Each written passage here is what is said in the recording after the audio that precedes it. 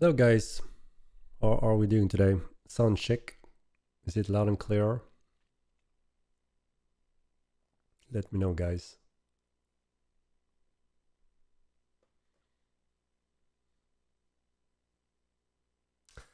Sound is fine. Alright, great. How are you doing today?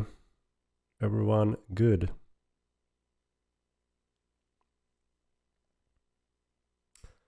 What's the first in the chat stream? Puts in I think you're a little late. Turn it up. Is it too low? Thought I cranked it up quite loud.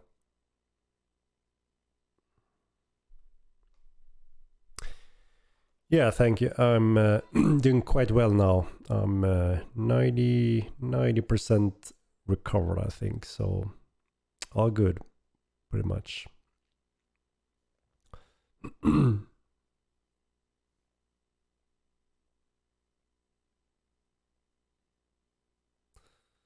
boats coming along. Yeah, so we talked about boats a few times over the month, and so there's a few requirements that we need before boats can be fully constructed. One thing is some parts from the wagon system we are getting closer to, and the other obvious system is the ocean system that we need to work on as well. So those are the requirements pretty much until we can get boats and ships into place. Obviously we are working on the there's a specific system as well, how you control and sail your ships. So those are the components that needs to be in place.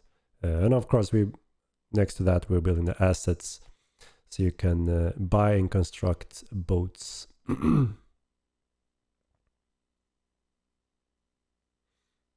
But yeah, sooner or later, we just need some time.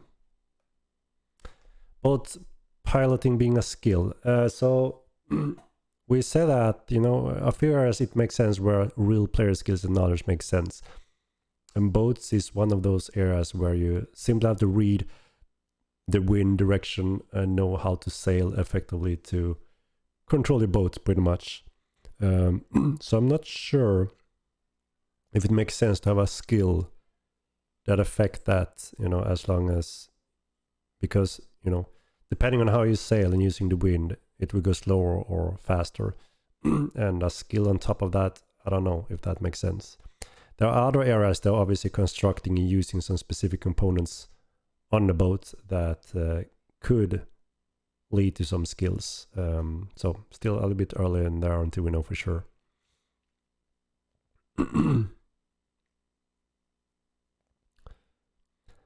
Keep wagons, no, please. Yeah, it will come sooner or later as well. We are not fully there yet. Now we have the big pack bags at least now on mounts, so you can start transporting some decent weight over the world. Yeah, your guilds will be able to connect to your house, and that allows you to start constructing your city.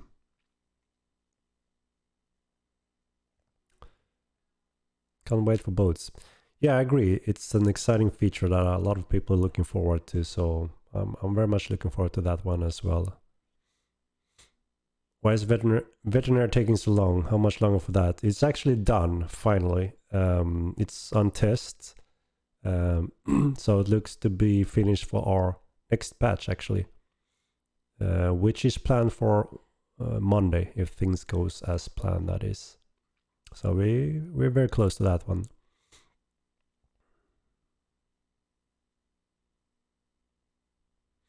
And yeah, mage armor is getting close as well. Redix with the bits. Horses going under the ground, never to return is separate issue from normalization and frustrating. Yeah, we are working on that. That is one of the AI pathing thing issue we're working on as well. That with AI pathing and the node line issues that we're full aware of, and we have them on our schedule to cover them throughout the beta. Fishing for boats, yes, for sure. Fishing will be one big part of, you know, going deep sea fishing. And obviously you need a boat. So that's one thing.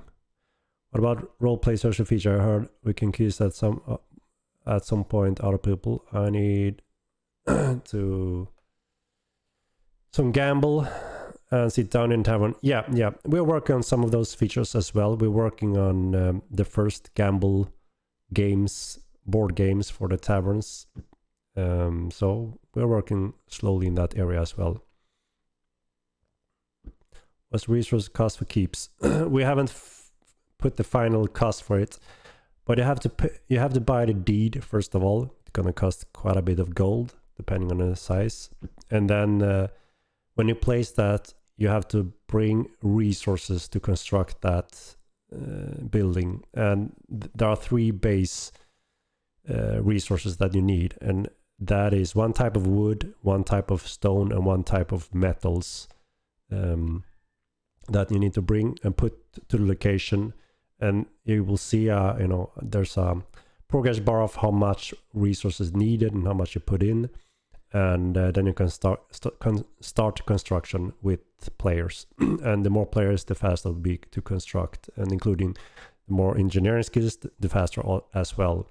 And depending on what kind of resource you're using, if it's a weak wood type, it takes longer to construct. You need more, or you need more of those resources to fill the criterias, rather than having a very good solid wood resource that will make it more efficient to place the required amount of wood to start constructing, which can slow down or increase the building time, or vice versa, depending on the quality. Far we are on Mulvas, and how much will they carry? I'm still not sure what we're looking at time frame wise with the Mulvas. You know, after we deliver our setup goal for all the creatures we need in the dungeons, that's when we can get a better estimates on those specific upcoming mobs and mounts. Mulvas are quite much larger and stronger than horses, so they will, you know, typically be able to carry quite a bit more than a horse would. The keg appear before release. I don't think we will have kegs before release, if I'm not mistaken.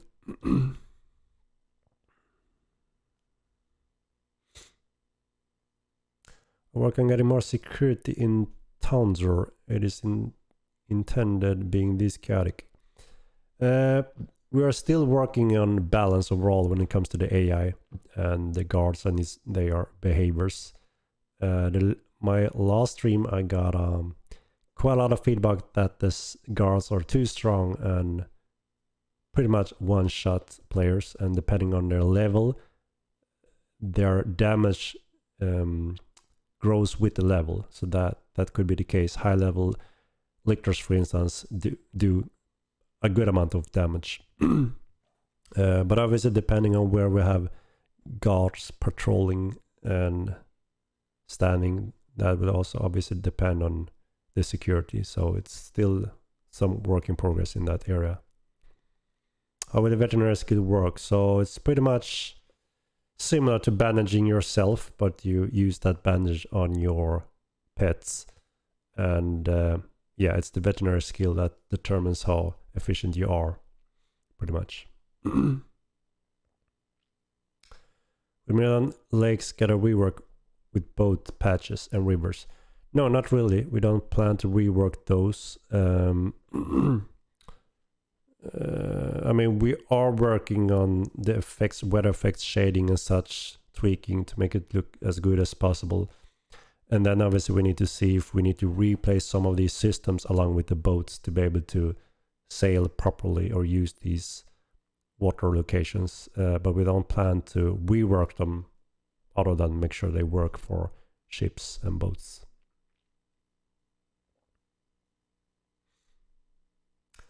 And a word on how veterinary points will function. Nothing new other than what I've already mentioned. Will the current map change in any form or shape? No, not really. The shape and form is done. We're happy with that. It's as intended. What can happen and will happen is obviously there will be more caves and dungeons throughout the world, and you obviously polish, bad meshes or bad texture resolution or anything like that. Obviously is something we tend to polish on. Join late, miss anything? No, we just started with some common question Q&As as usual. So yeah, we're pretty good in time.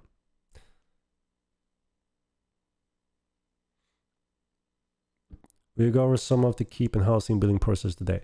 Not in this patch, but I may be able to do a quite in-game session on the next stream.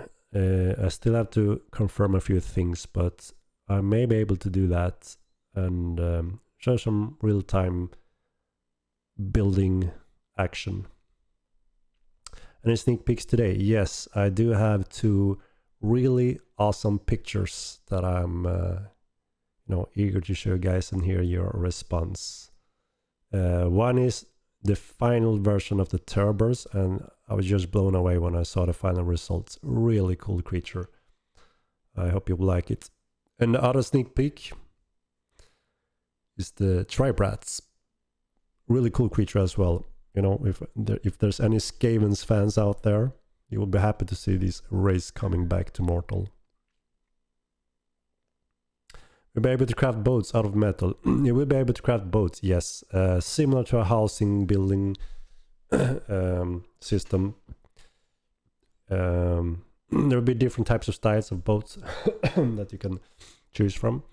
And then you construct them with the required resources, and that will depend on what type of ship you're picking. Many skill books still check for the train level of the parent skill instead of the efficient level. Yeah, I think we have those covered thanks to your reports, guys. They just simply have to go through them.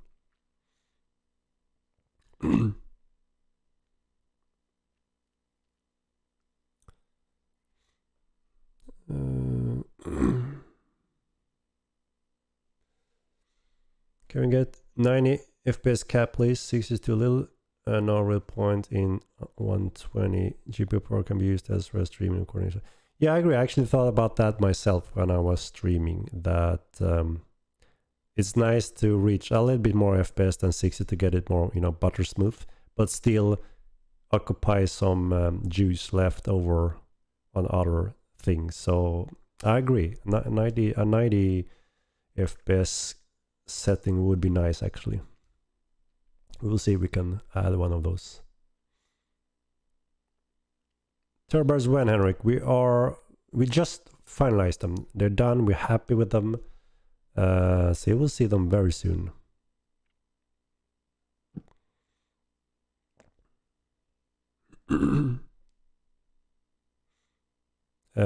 I can't say exactly which or if we're getting additional potion effects before release. There's so much, obviously, we're focusing right now, and the main part, as you all know, is polish and quality to make sure everything is set, stable, and you have a very smooth gaming experience. And then we can go back to continue adding a lot of those planned features and effects and items in every second 2 week. So, there's not a lot of long waiting time to get to the next patch with additional content, assets and stuff. But yeah. And plans to make small scale guilds matter more. I mean, the typical majority of all our guilds are small to medium sized. Obviously there's always a few guilds that stands out when it comes to amount of players, but the typical, sometimes it sounds like you're running around with 100 people guilds everywhere in the world, and you meet another 100 guild or 150, and they will be annihilated due to these big numbers. But that's not a common thing we're seeing in these games. It's even more common to see 5 to 10 number of groups running around, doing dungeons, roaming around, doing PvP, PvE, whatever. So I wouldn't say that, you know, it's just focused on large guilds and they are dominating everything and that's how you play the game. I would say more the typical is that you see, we already have hundreds of guilds from 8 people to, you know, a decent amount of people. But it's much more common to see many small to medium-sized guilds. And obviously, most of the content is fully doable and accessible and even controllable by those numbers. And also because you can't simply be everywhere in the world and dominate everything, which kind of naturally balance out those forces on the self. You know, of course, if one major force with an alliance or such control one area, then maybe they are naturally very strong in that area, but that doesn't mean they're strong everywhere else in the world. And that is also one of the reasons we build a large world with a lot of interest points, a lot of different dungeons and values for all these different groups of players to, you know, participate or visit or whatever. So we're not too worried that you know, there's no content for small groups. Quite the opposite. That's the more normal run currently. Hello, Korai. What is the next dungeon? We work on multiple dungeons simultaneously right now. One thing, we're expanding on some of our current famous dungeons, and we're also building completely new ones, and caves and underground stuff. So it should be exciting. When we go to release, you will have quite a lot of different locations to scout and explore in different ways. Having the plans to improve economy for allowing for different currency, for example. I mean, there's a natural balance as well. Sometimes you're trading with resources, which is one type of currency, obviously. Silver and gold and gems will always have their base place in the game. That is always something that is needed. Upkeep and fees and services. That is, you know, obviously the common thing, currency. But then again, between players, we saw this in the first game. There's also an interest and need of very specific resources and trading resources. And then it kind of works as a currency as well. And also depending on different nations and NPCs, they may also trade in specific resources types that kind of acts as separate, you know, different type of currencies. Thank you for making such an awesome game, if it hasn't been said. Thank you, Scraximus. The huge Battle of Tinder was great. Yeah, it was fun. It was great to see so many participating. That was awesome. Gave us some really cool shots. So thank you guys for that.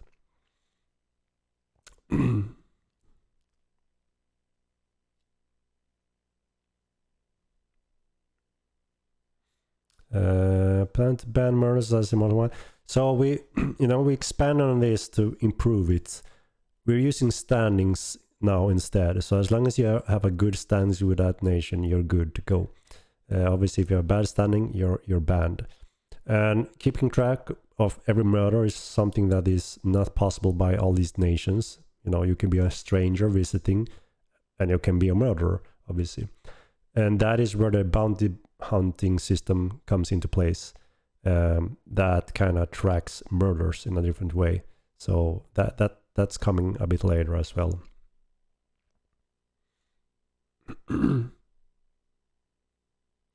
If it current stamina drain for sprinting comedies in a good place, it's too high. Obviously, as you know, it's using the same numbers as in the first game, which we based a lot of balance and feedback for like 10 years non-stop. So if we change these drastically or start going into these numbers, then obviously that will have a great impact. And those things can take, you know, many months or even years to get in a good point. And like I said, this is the numbers we reach over a 10-year period of time. And that is also what players think is, you know, being able to manage your stamina is obviously one of the most important things in a battle. And since you can consume or waste stamina quite quickly, just as you describe, that also means it puts a lot on you as a player to play correctly, use the tools and functions correctly to be as effective as possible. If everyone have free stamina to spare at all times and very convenient, that also removes some player skills and how to manage your stamina in an efficient way. So we're quite careful there in going into some of the core numbers that never been a complaint, rather than more likely that people think it's in a good position, especially coming from those 10 years of tweaking those numbers. So we're quite careful there now going into changing that kind of core numbers. And when it plans to get more weapons, like with better skins to get more badass, or we stay with these normal weapons. So our visual design and goals behind Mortal Line have always been to be a realistic, believable world, and we rely a lot on Earth rules when it comes to how to create steel, for instance, how to create things. A lot of the creatures, or pretty much all creatures, are prehistorical or have some kind of link, and then obviously there are some on top of that. Same thing with the players and the physics, and everything you see has some kind of logic as far as we can within obviously the boundaries being a fantasy game.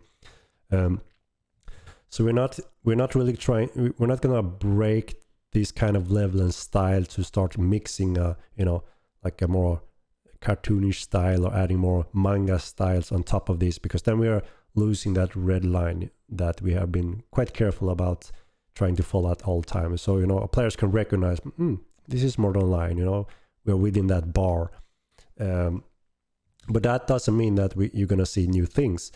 As you know, we have many different races, so these specific clades we have designed will obviously come with their unique visuals, and some of them are quite different from the more human-like we have right now, like the Ogmir's gear, for instance. You're gonna see some differences on those specifically. Some of the Alvarines may also have a little variation compared to the human, more common. And now we are on Milan, which is dominated by the humans as a baseline, and that's also why you see most of those content in the game. So yeah, I hope that makes any sense, and also gives you some kind of idea what to expect down the road when we're expanding on new continents and adding more gear for those specific clades.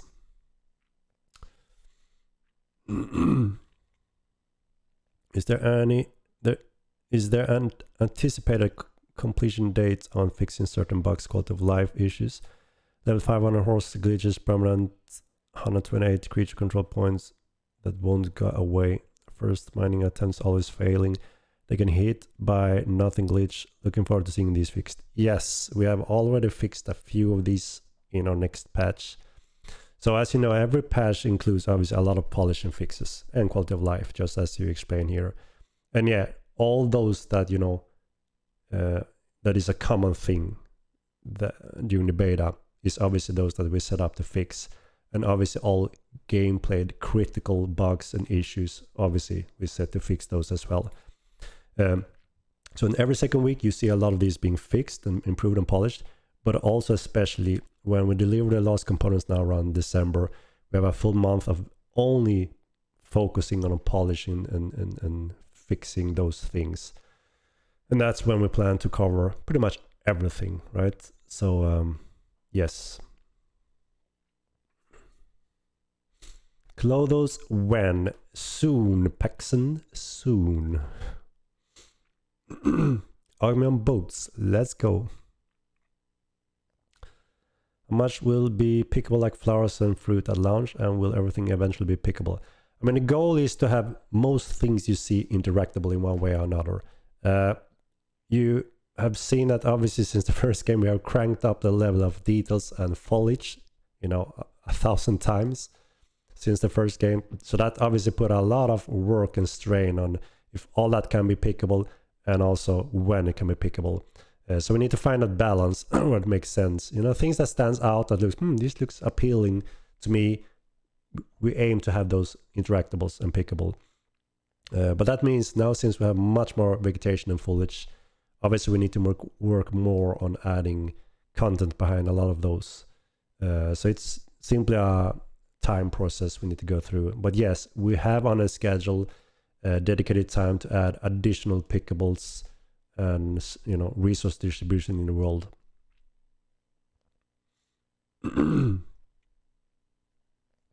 When Saruka, we don't have a date yet for the next continent, so we need more time.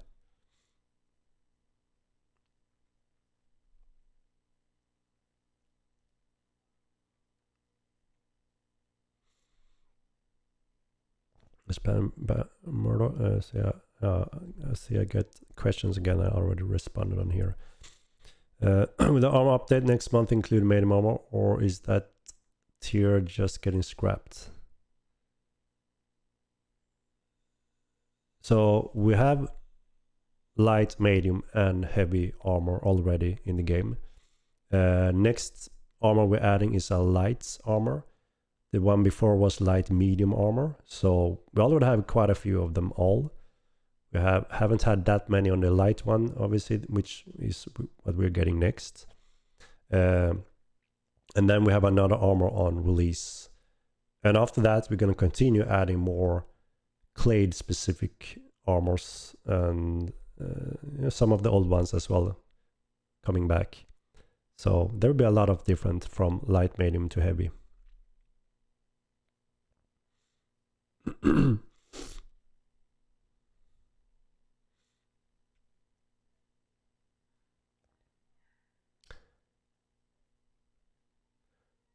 If the current demand rain from sprinting comment. Yeah, that one I already responded on, right? Midget Griefer. It was the third time I read it, so it looks like I'm behind here. Short Turbird or Riot? Puts in one moment.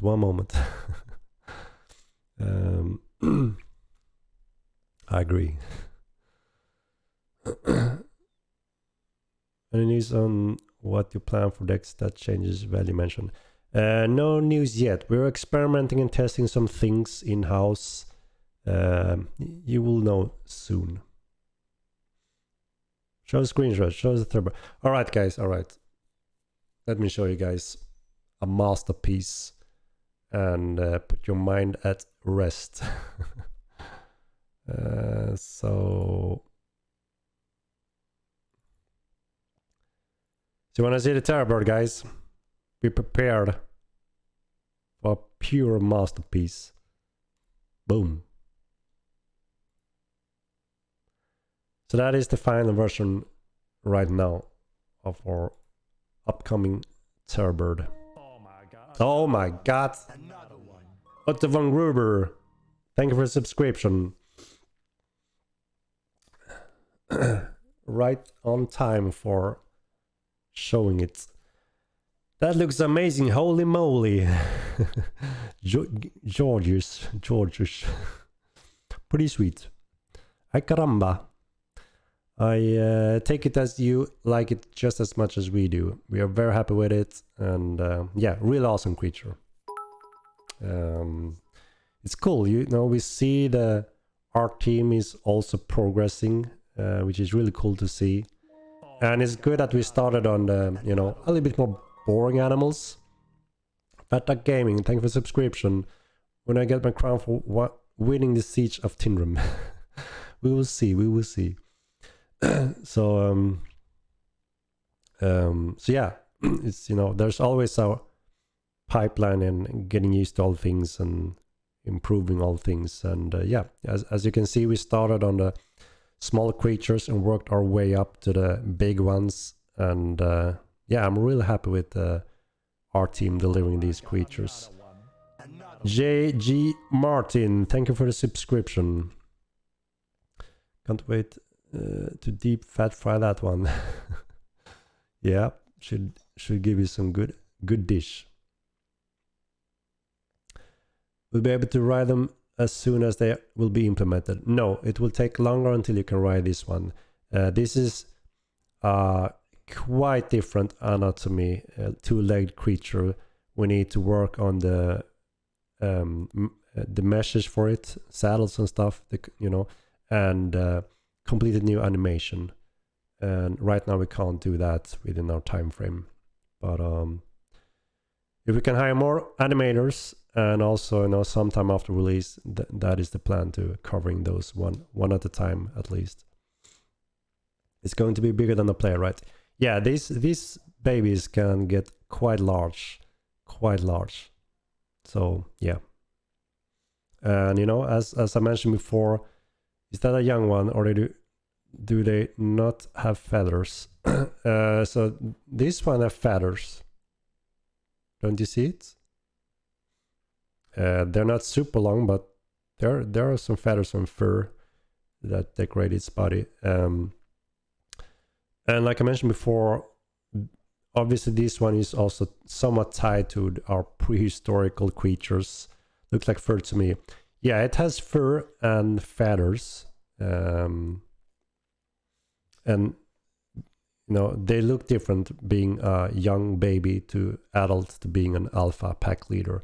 They all have different attributes and look quite different, just as many, you know, most of our other creatures in a pack. Traverse faster than a desert horse. We haven't fully set the stats yet in terms of when you can mount it and use it. Obviously, we always try to, again, follow some kind of logic, look at the prehistorical creature, and in this case, its strength, its agility, what is reasonable to have it, you know. And also, obviously, we don't want every mount to be the same thing, right? Just different skins. That's not what we're doing, right? So, and we also want to make, where it makes sense, we want to make use of them. Okay, right. For this one, for instance, it could be a very quick sprinter, maybe less, you know, short sprints, but very fast and effective and powerful compared to a horse that can, you know, run for quite longer. And that is actually something we are tweaking on right now. The horses will be tweaked. It's meant to be a convenient, effective way just transporting normally. You know, when we see you guys are running and then jumping off the horse, running on foot to let it regain stamina and then mount again and continue riding, that is not how we intended it. So you can expect to see some changes there.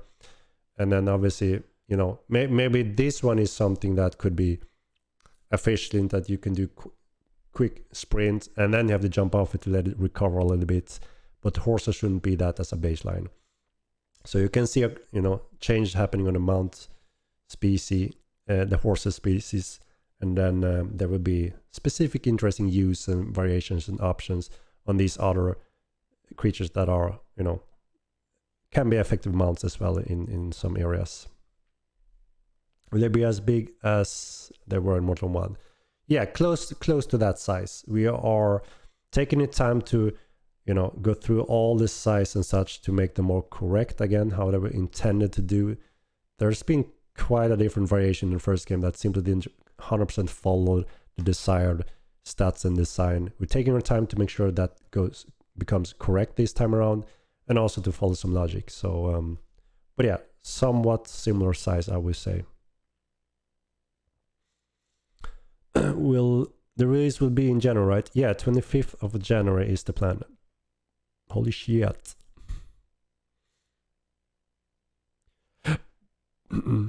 For PvE, will there be work on proper aggro tables for creature bandits, such as the ability to increase threats to a creature by a heavy armored character? Mages tend to get chased for casting lesser heals on themselves once. Yeah, we are looking into that as well, as we mentioned a little bit, you know, previous stream. We know that it seems that it's quite random how the aggro work, and yeah, you have noticed that weak mages doing things is often quite tempting for the creatures to go at.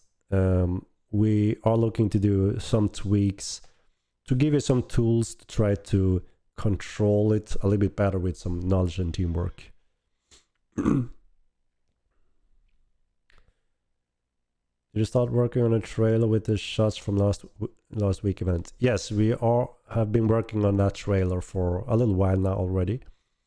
And Mats, our editing guru, are working on putting that masterpiece together. So it's quite a process, but I'm pretty sure and feel confident that we will see a very epic trailer when this hard work is finally done, and we're getting close to that, guys, so it's going to be exciting to show that as well. When we will have portable refining extracting tools, will we be able to build grinding crushers in player towns? So we have the placement system pretty much done now. We're tweaking it, adding some quality of life functions to it. Obviously that is one of the requirements for building a house and putting furniture in that house. So that kind of unlocked a lot of those features, like placing a campfire, placing portables and such. So we're working on that as well, and that shouldn't be far off now.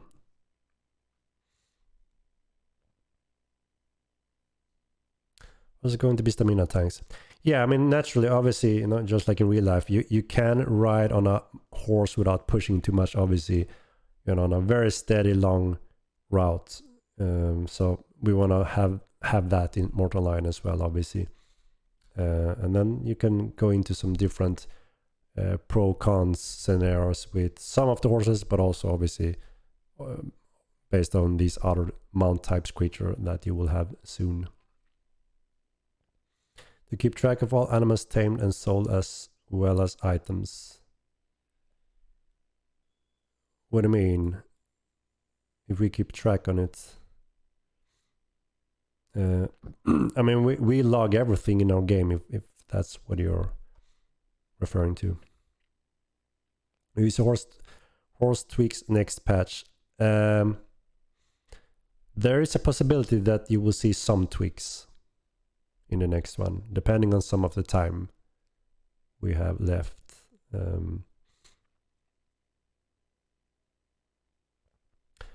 We're going to make crouching ability for characters. The plans are to do that, yes. We're going to support crouching, but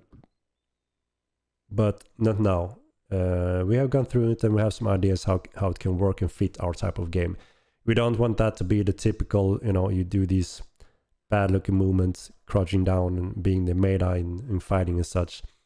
But we see that there's a good use for crouching down behind a bush to scout, take cover, hide.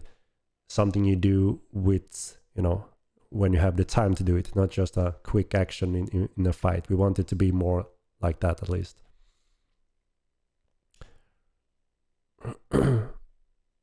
You must be able to jump again. Yes, we will eventually let you to control a jump. Can you show an audio file of turbulent sounds? I don't have anyone available here, I'm afraid, but you will. I think you will feel the fear when you hear them in the jungle when we patch them in, just like similar as in the first game.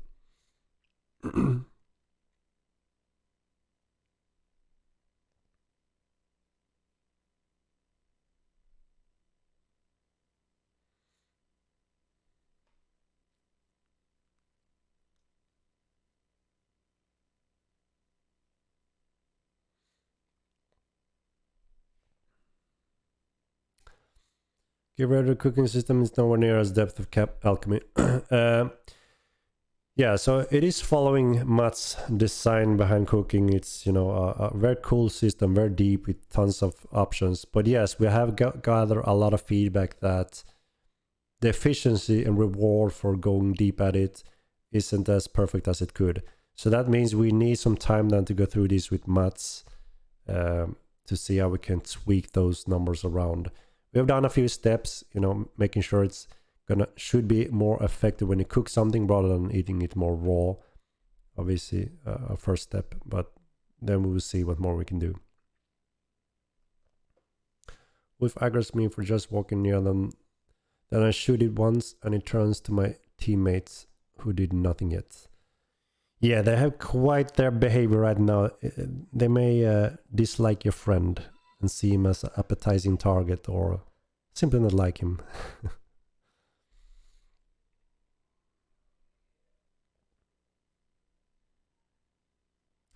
When we'll be able to ride on people's backs like medics, I'm not sure, you know. We talked about that a little bit quite some time ago when I showed that, you know, we have a very dynamic open system that allows you to mount anything now pretty much, and I even showed you guys how it looks when I jump up on a player's shoulders and he walk around with me and I can swing from up there. You know, what is the reason for that and how can that work, and do we want it to work like that? Those are the questions we need to cover. We don't just want everyone to run around on each other's shoulders and looking silly and crazy and creating some kind of crazy world where everyone running around like that, or having free taxis running around with them on their shoulders. So obviously that needs to be covered first of all if you want that. It was more we show that the flexibility of that system, that, you know, we can mount anything now. What kind of spells will be uncovered with scribing? So that is how you learn and scribe any spell to a book. You need scribing. So for you to learn new spells, you have to find those scrolls and scribe them into a spell book. And that means, you know, the more spells and skills that it arrives to the game, some of them being very rare and specific to discover and learn, that means you as a player can decide the fate of those spells by scribing them to yourself or to others, making them well known to others. So there's a lot of control in the player's hand here. There are gonna be some spells that are very rare in the game world, but you can change that. If you want to, you can sell them for a high price and all of a sudden spread them more and more, and it may become more of a common spell, right? Or you can decide to keep it for yourself, and there may be a highest bidding if someone else wants it. And that is a cool concept that is part of the player-driven economy, and, you know, what the players can control. Scribing comes out next patch, but with just 2 magic schools, it's useless, right? I mean, it's a core component for magic, like I just mentioned. It has a lot of value down the road, obviously. Right now, with only 2 magic schools, you know, that's up to you, the value of that. And if you want to quickly, efficient cover spells and, you know, all of the spells, you need someone that can scribe or buy them. And obviously, the more schools and spells, the more of a value and demand it may be. Will higher guards protect house system comes with housing system? No, and you won't really need those services at this point because we don't have the sieging mechanics. When you have fully constructed a building initially, it will have a lot of hit points and defense that, you know, just standing there hitting it with a hammer isn't effective. But when you do construct it, they are weak to damage because, you know, they're not fully constructed. They are getting their way in place, and that means someone can bash the construction down quite easier than when it's fully constructed. So that is something you need to consider when you start your constructing. Are you prepared for that? Can you maintain it, or do you need protection if you have enemies or whatever? That part is important when you start constructing things. And later on when we deploy the TC and sieging, that's also when you're going to have both defensive and offensive siege machineries, but also a lot of different TC structures and services. And one of them are you can hire guards. Will veterinary be better than mage healing for pets? We're looking on those numbers right now. We're starting off with something similar as it was in the first game. So, you know, you don't have to be a mage to heal your pets anymore if you pick up veterinary instead. And that is a reliable way to heal your pets.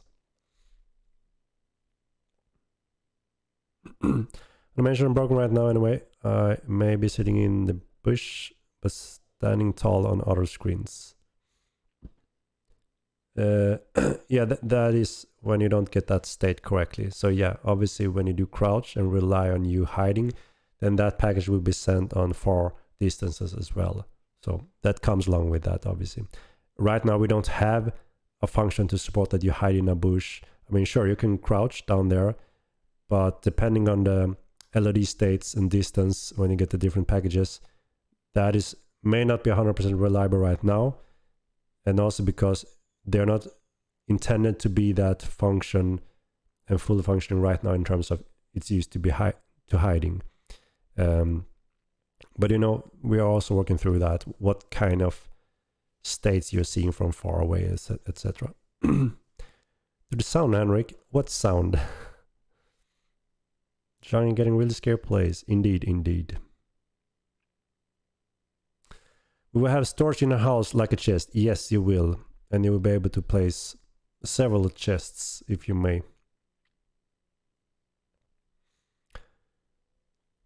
Will the melee combat parry ability be fixed to not block attacks from behind the target? Last I've seen, there are no blind spots for parry. I mean, you can't parry 360, but there is quite a steep arc. And we try to pinpoint that arc to work with all different types of players within a reasonable amount of latency.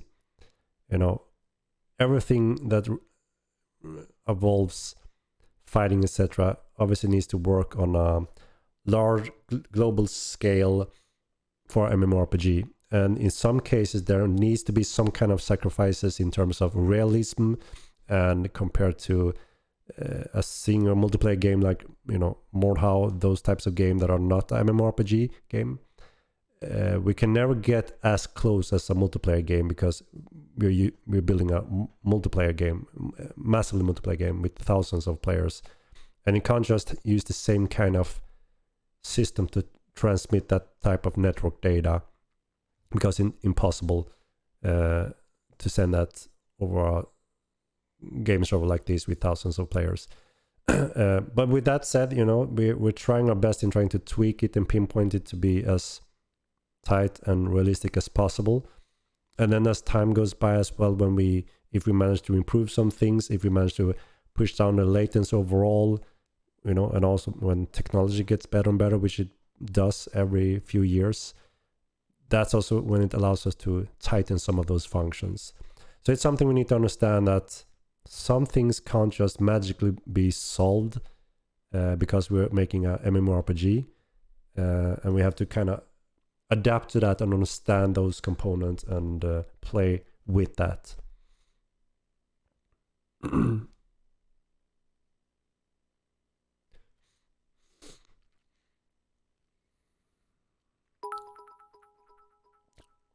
Mark D, thank you for the bits. I'm sorry if I missed it.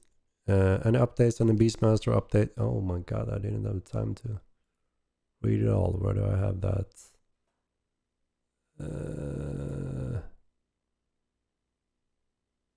On the Beastmaster update, will we see it before Domination is released or at the same time?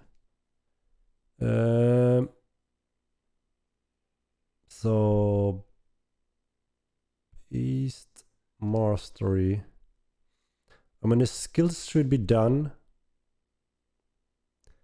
Those specific control behavior are not done yet.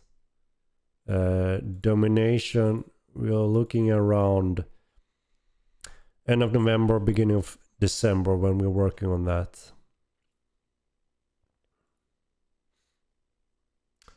Let me jump down a little bit.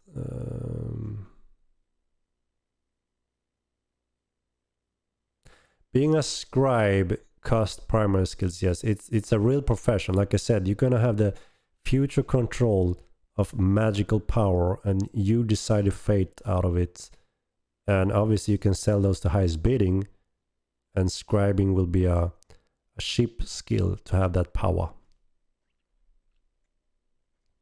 You know, eventually we're gonna have many schools, as you know, so it will be more and more valuable over time, I will imagine.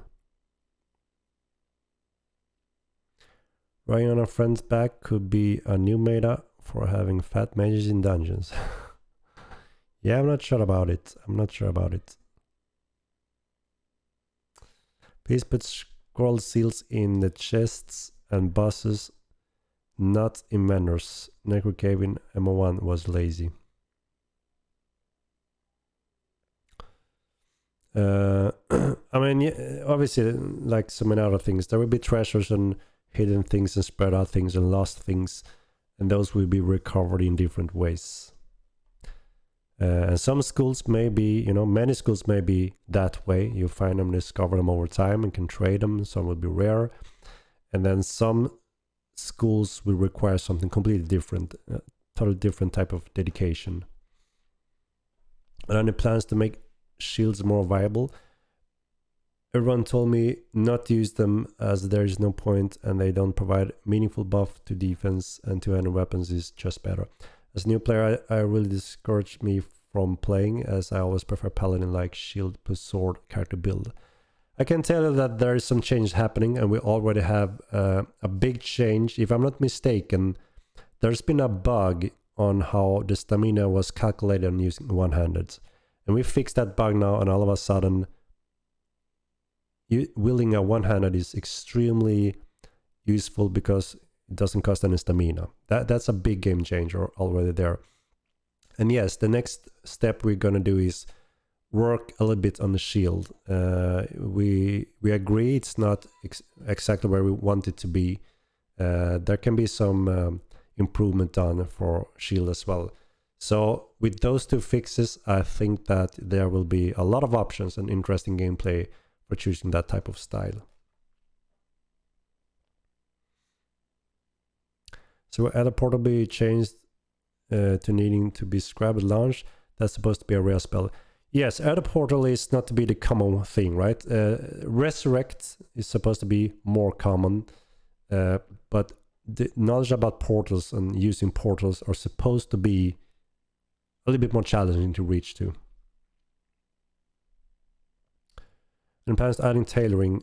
We plan to add more of that after release.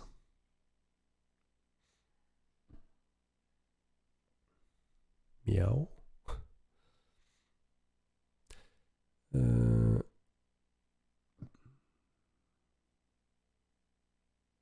Should try, Brad. Is it time? All right, guys. So this is a work in progress. It's not done yet, as I guess you can imagine when you see it, and it doesn't have any textures at all. But we have seen some of those, showed some of those gray clay models work in progress before, right? Just to, you know, show you the direction we're heading and a little bit what you can expect. So let me show you the Tribrat then. So again, work in progress, quite early still, but here it is. I think it's a really cool creature. It turned out really creepy and cool. What do you think, guys?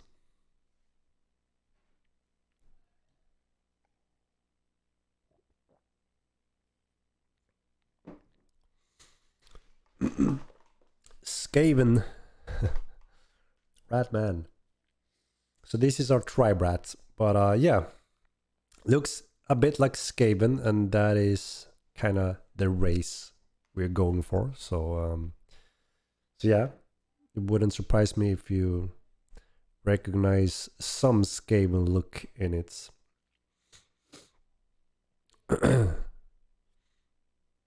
But yeah, it's really cool. It's gonna obviously have more detail and stuff with the texture and materials and fur and stuff, and these moist, or whatever you call it, wet things and such. So it's gonna be a really creepy, cool creature when it's fully done. But yeah, this is the baseline that we have worked up so far, and we're quite happy with the overall baseline at this point. Looks more vermintide than they used to. Looks more rat-like. Yeah, I mean, it should look rat-like. Again, we're trying to not just copy any other game or classic specific creature. Obviously, we're inspired from some of those when they look cool and fit. But like I mentioned, we try again to tie it somehow to some of our prehistoric creature. But obviously, we didn't have Ratman running around on Earth, as we know. But so they come from the rats, right? And if you look at the face, we try to capture some of those real life-like connections, similar how we did with the Minotaur, which got really cool, right? And I think some of the creepy stuff with the Minotaur is that you can see some things on the face is very realistic and feels like a bull head, right? at the same time we tie that to, you know, obviously the unrealistic Minotaur type. And we try to do the same thing here with the Tribe Rat, and hopefully that gives us a very cool end result that hopefully you guys will like as well.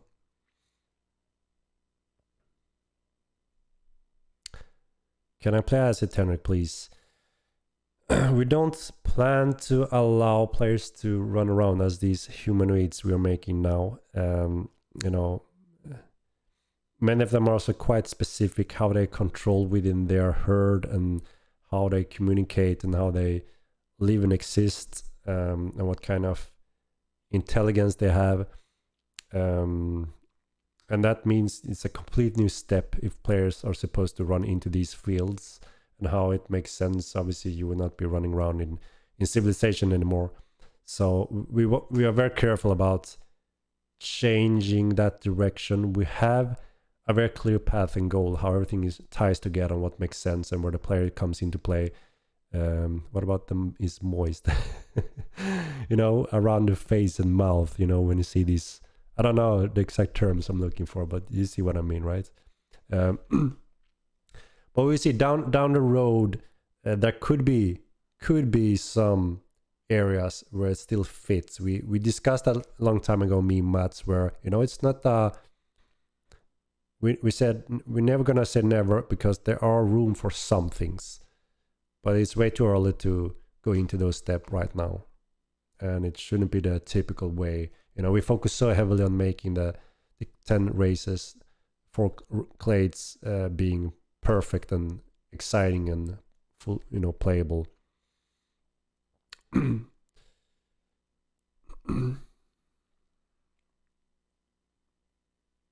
Very nice indeed. Can we expect to see Tagmatons on release? 0 trigger. I don't know if I should spoil that response, but now I guess I already spoiled it, right? Great model, I like it, and I want to play one.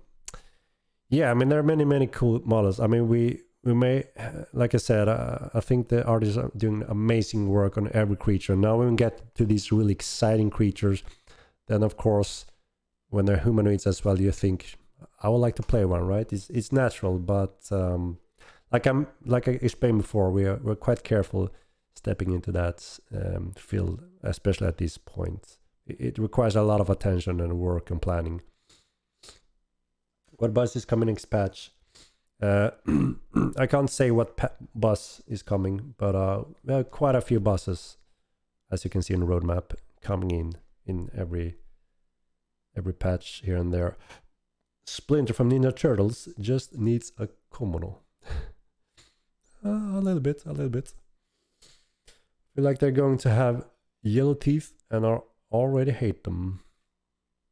Yeah, you should fear them and hate them. They're a threat to the players for sure. So you will be able to hunt them. And you know, obviously, as everything else, we plan to have a whole family of many of these different species.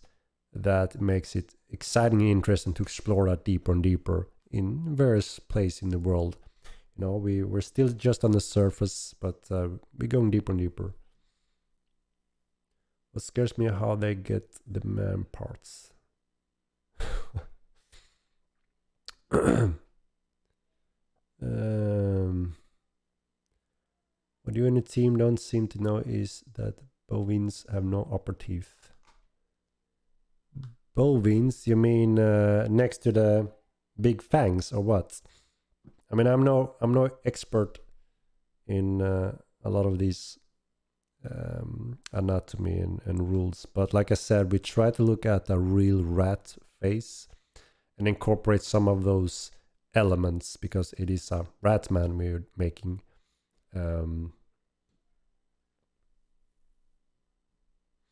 Some turtles in the sewers and with a rat boss.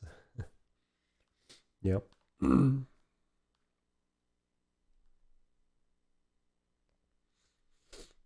Master Splinter.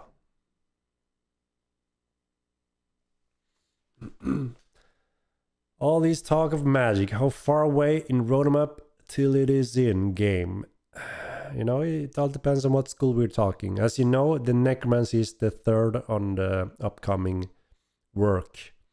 And you will see some changes from the first game in terms of some rules and spells mechanics on necromancy. So we try to make it closer to the original design and make it an exciting school. And then the next question is if we're gonna go with the staff magic, as I think is one of the popular of the necromancy, or mentalism, because we know that that will have a big impact on PvP, PvE. Get a lot of interesting options there. Animalism is also one of those that can be very interesting for PvE as well, and also PvP to a degree. So we will see. I mean, it's tricky also when we just reveal some of the schools and let you guys vote. Then it could be tricky to know what kind of impact does this have in PvE, for instance. We have heard you guys that you want to see more PvE effective magic, which we try to get to, and we know where that can be effective. So obviously we may want to pick something there. But like I mentioned before, we are doing an important update to Ecumenical School, small tweaks to Spiritism, that will allow an Ecumenical Mage to be using low to medium spells quite effective against most animals and low humanoids. So I think with some of those tweaks, I think that you will see more value and joy playing a pure mage and actually being able to do some more decent PvEing in depth. And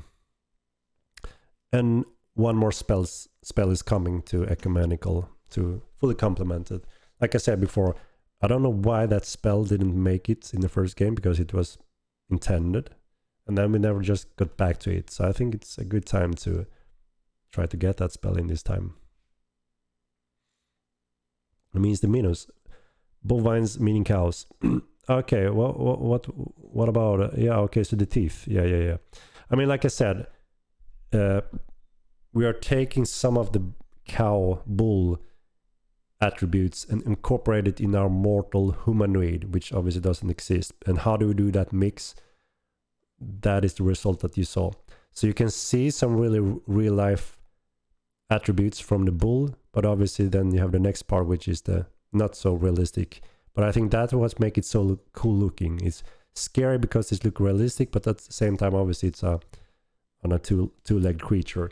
So I'm very happy with the Minotaur, how it turned out, even though it may not have the bull rules in terms of teeth, and that wasn't the intention either. That is the humanoid part of it.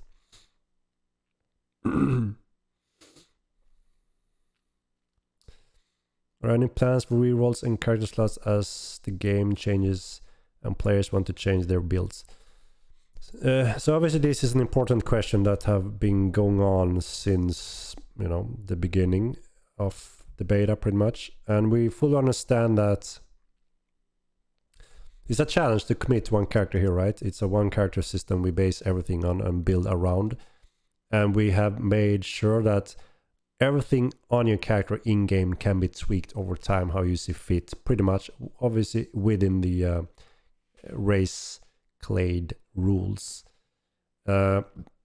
just like age, size and all that, so you're not stuck with a bad decision on the character creation. But obviously that means you need to commit and research what clade race are you going for. That is the big decision, right? And we also don't want you to be able to change these core things like your main appearance, your name and race on the run in-game, because it also breaks the immersion, and also it breaks the rule that we said that, you are John Doe, right? And you're famous for that, and you are that famous Shira or whatever you picked. And people are going to recognize you and get to learn you and know things, because that's a brilliant thing with one world game server worldwide. You're one character, you will be that one, and all of a sudden if you can run around with a new race and appearance and all that, it will break all that part that is a one in a lifetime opportunity for us to use those mechanics, because there's almost no other game that does these components, right? At the same time, we fully understand that, okay, I'm getting bored of this, or I picked wrong, I should have gone for that clade instead. Do I have to delete it and restart, it's a tough call, and we intended that, yes, you kind of need to take that decision. But we are looking to see, is there any meaningful option to this that doesn't break this component that we have set up as an important factor, and to make some more convenient options for the players to, if I really want to change clade arrays, for instance, is there somehow we can use the Diva system, or an expensive process to make one type of change or something like that. We're looking into what kind of options, tech-wise and code-wise, that could support some of these thoughts. But right now, we haven't really, figured it out or fully decided on where we can go with this.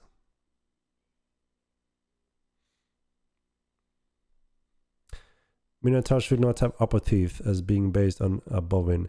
But that is the thing. It's a mix with a humanoid, a magical humanoid, and a bovine, right? And the mix brings the teeth. You see the explanation there, right? Do you guys still plan to do the very vague patch notes so people have to research for new content on patches? We want to, yes, so yeah, to a degree. We want to say, like, pretty much how we have done the latest years, like, now alchemy is in the game. That's it. Now, shipbuilding is in the game. It's up to you guys. Now scribing is in the game. It's up to you guys to figure it out. Now staff magic is in the game. It's up to you to figure that out. And obviously we want to plant the seeds in the game, so players can learn that, okay, there's some seeds, some information at some places, and then hidden things at some places. That is part of some of the exciting things when exploring Mortal Online. You can be the first to discover interesting, meaningful, powerful things, and that's part of the game design, that should be possible. If we write everything how it works and where, then we steal that from you guys, and we don't want to do that.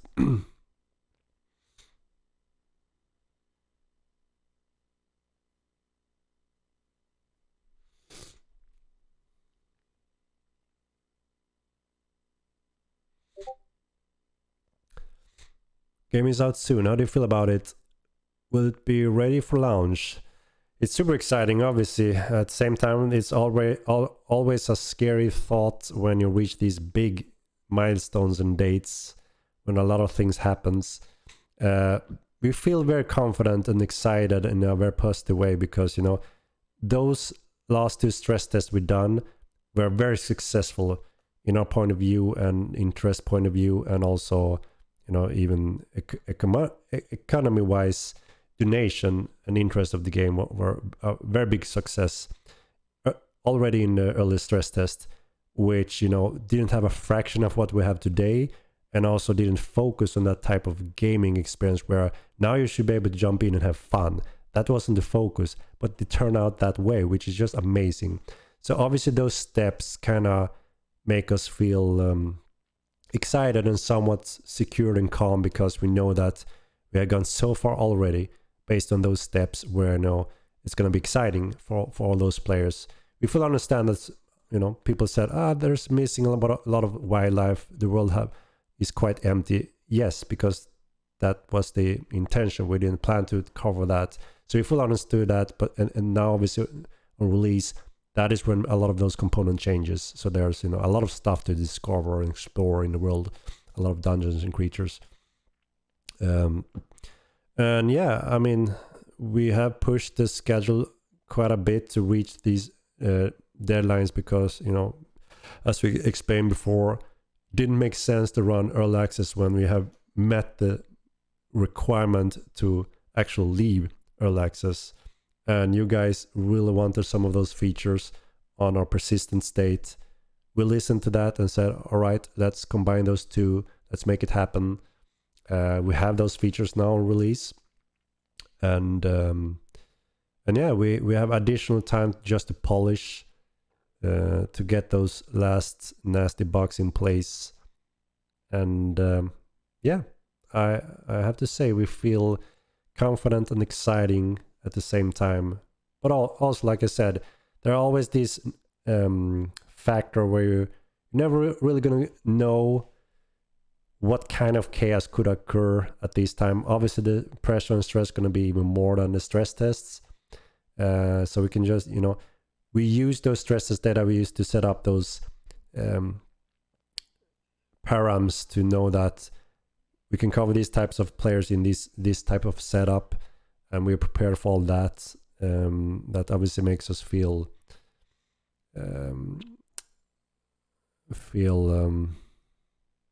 secure in being able to handle chaos.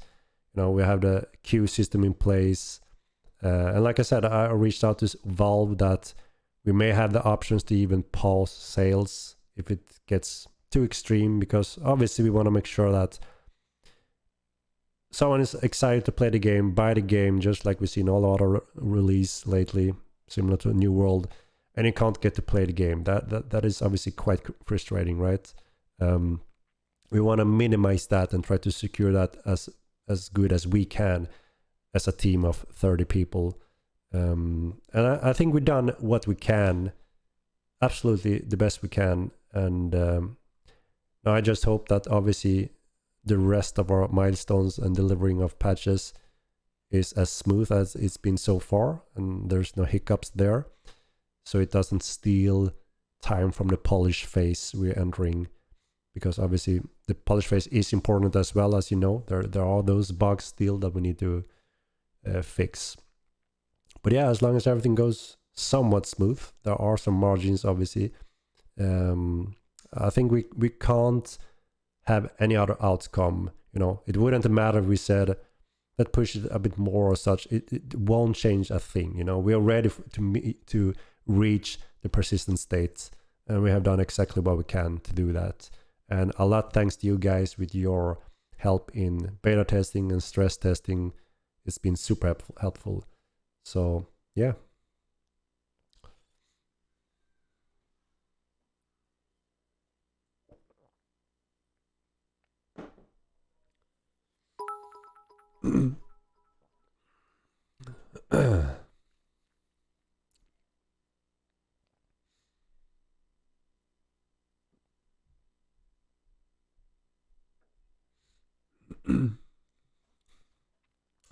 Guys, there's a win with this game.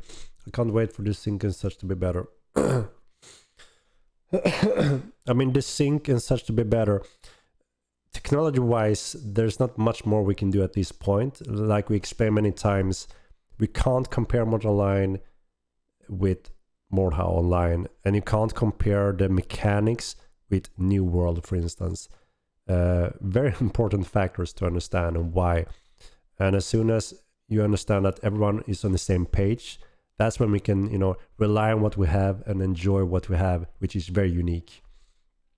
That is one of the big things we pushed the network solution from the first game to the second game, and I think we all can agree that came from that first game that it's a day and night difference, and we have pushed it so extreme and focused so much resources on that part alone that there's not much room to squeeze out of it more right now. The next step is Starlink helping us with more MS or something like that, I would say, most likely. Or when worldwide internet connection gets even improved with better technology, and they manage to reduce the longest MS around the world to lower. So we have to be realistic and see what's possible as well. You could give this to any company in the world with billions as resources. They wouldn't be able to magically just say fix the sync and that's it. That the sync, we don't have the sync, so it's a misleading term, but we have latency struggles. And that is part of any MMO game like this, especially these type of features that rely on, you know, a one world setup and very quick responsive combats, which we already pushed to a very extreme for this genre. I hope that makes any sense what I'm talking about here.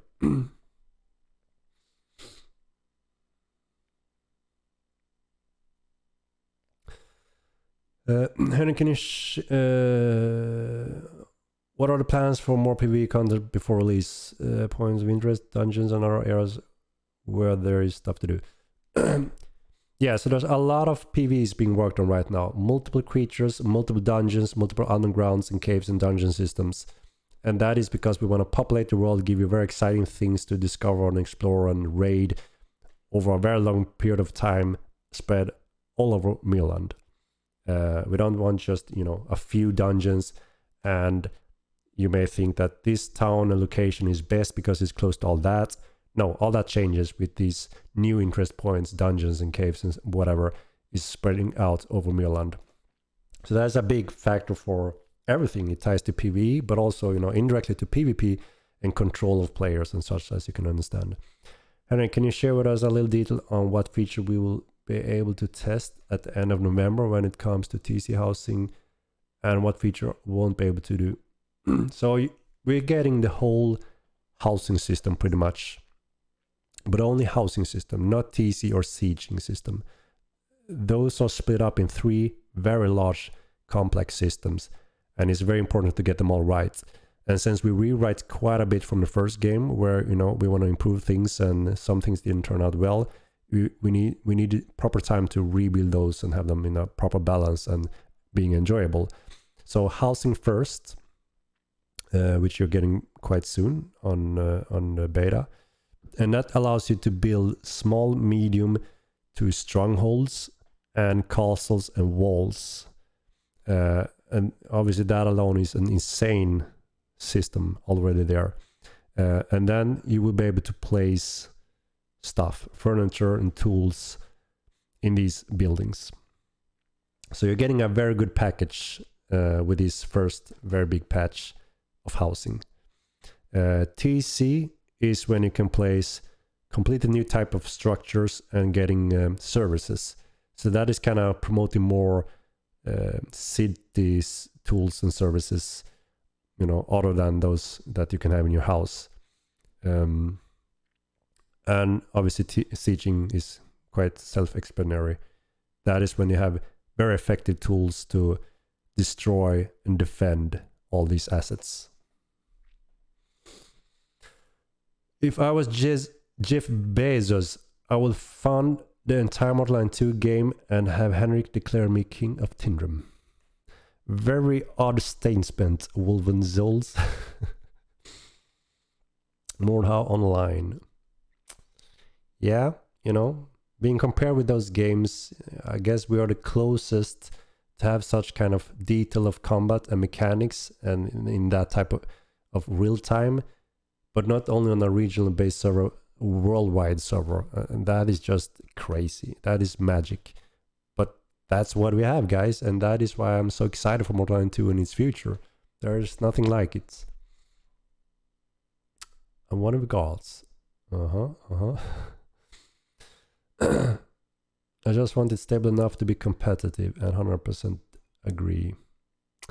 Yeah, I mean, the thing is, like I said, we are all on the same page, right? So it's not that, you know, for me it's like this and for him it's a completely different game. That's not really the case, right? So as long as you learn the mechanics and have a, you know, room for that kind of flukes, it is still over internet, you know, with thousands of players. Flukes happens and it may affect everyone at some times, and that kind of makes it all somewhat even for everyone. So sure, you can be competitive in different ways, and if one style, you know, fits your style better, and if you think that your latency is struggling in one field, there's other fields and options, which is pretty cool. So there's no doubt that you can be quite competitive in Mortal in different scales. I mean, we've already seen it going on quite high in the first game for many years, but obviously that gave us component that it was almost impossible to count on the mechanics because it was so out there and random, which isn't the case right now for Mortal 2, which is awesome. You can't change the speed of light. Latency is a killer. Indeed, indeed. We need better technology, which we will get, you know, within a few years. We have high hopes, as I mentioned, for Starlink, that is using, you know, a new way of sending data to have reduced latency worldwide. And that kind of technology is, you know, super optimal for our type of game, because we have built a system to have a baseline of latency. So if you're too close to the server, you're not benefiting from those 2 ms. You know, you will be baseline like others that have higher ms. But yeah, we're looking into Starlink technology, if that can help us to have that average and lower average. Could be a improvement overall. We will see in the future.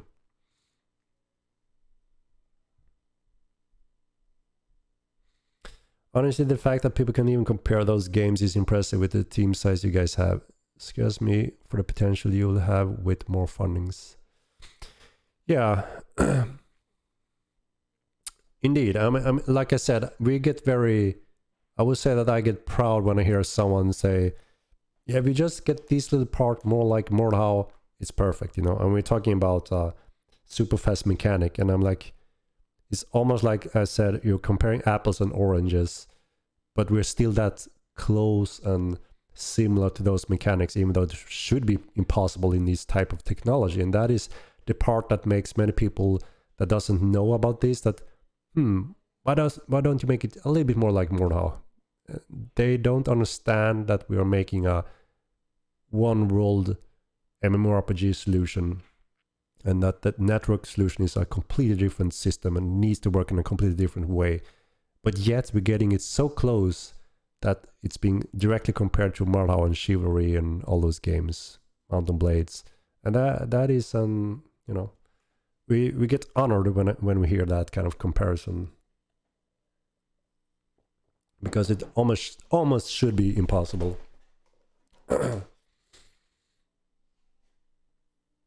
You can move the servers and need to centralize the servers. We are quite centralized already in London, T-Zonig.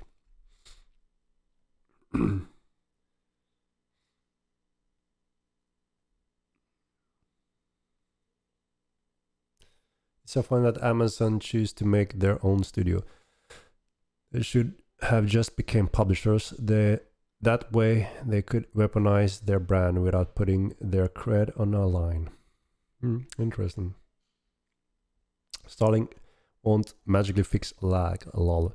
No, but what the test we have participating in and seen so far is that the latency get reduced worldwide, and we are making a worldwide solution, which isn't common, and their technology can utilize that, so we get more even grounds for all the players connected to our server. And that is something that our game can benefit quite a bit from. But yeah, there's still time left until, you know, they haven't even deployed all their all their server parts around the globe. So we will see how it turns out.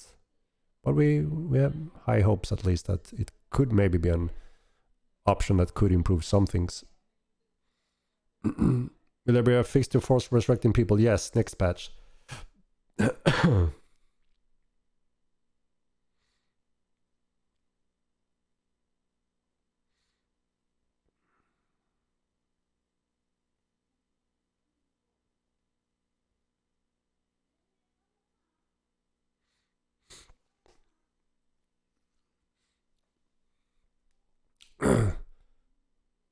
What I see in game is not an accurate representation positionally of what others see. It's extremely accurate compared to anything else you have experienced, I can say. And like I said, it can't never be one-to-one worldwide. And that's what I'm trying to explain here for a while, that the technology doesn't allow it. We can only, you know, pre-calculate and do prediction to a degree to help and improve, and also the ping normalization to get it as smooth and stable and accurate as possible with today's technology in our software. And we are extremely far in that position. And like I said, the next step would be some other type of technology. Could be Starlink to get that even tighter. Or, when internet upgrades happens worldwide, to push it down even further. There's always some room, software wise, if we spend a whole team only on that nonstop, we may be able to squeeze a few ms improvements that may or may not have a real experience difference whatsoever, because again, the main factor comes down to distance, which we magically can't change. And updates on the Siege of Tinram trailer. Yeah, so it's not just a Tinram Siege trailer we're making. That is just one part of the trailer we're building right now. We are building a gameplay trailer to, again, showcase the game, make awareness, marketing the game. And that event, we have obviously quite a lot of footage from that we're gonna use in this trailer. So that's gonna be awesome.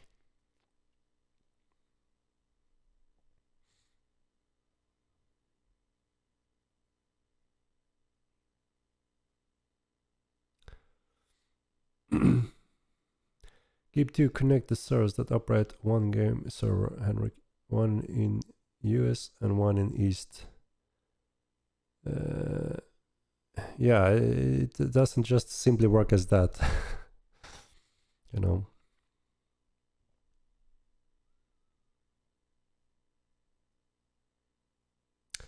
Melee very good since last patch. Open up a lot of more offensive techniques. Any anticipation on banner armor colors, painting armor pieces or banners art to signify your guild? I think there would be more noticeable than new tattoos, hairstyle, etc. Yeah, we are working on that system that allows you to design your logo, guild emblems, and yes, that will include that you can dye them, pick your colors, and also dye your soft tissues and clothes in game. We don't have a time frame yet, but it's slowly being worked on. Harpy playable race when? I'm not sure about that.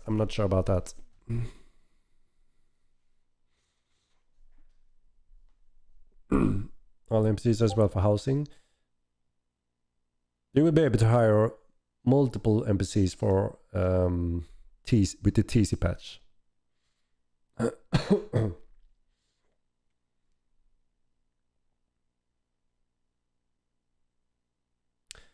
If the ping is normalized to 80 already, then you having 80 ping wouldn't matter that much, but you wouldn't lower the 160 ping of centralized server.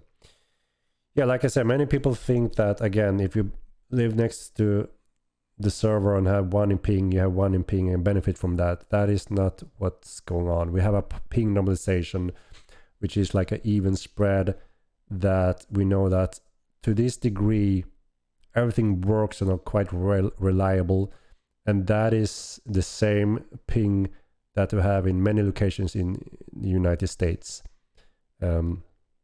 Obviously, if you're going around 400, above 400 latency, that's when some things start to get affected. But majority of players are more around 100 to 250, which is, very small differences in most of the cases what you can do in the game. The worst thing is packet loss and instability and wireless that quite a few are using.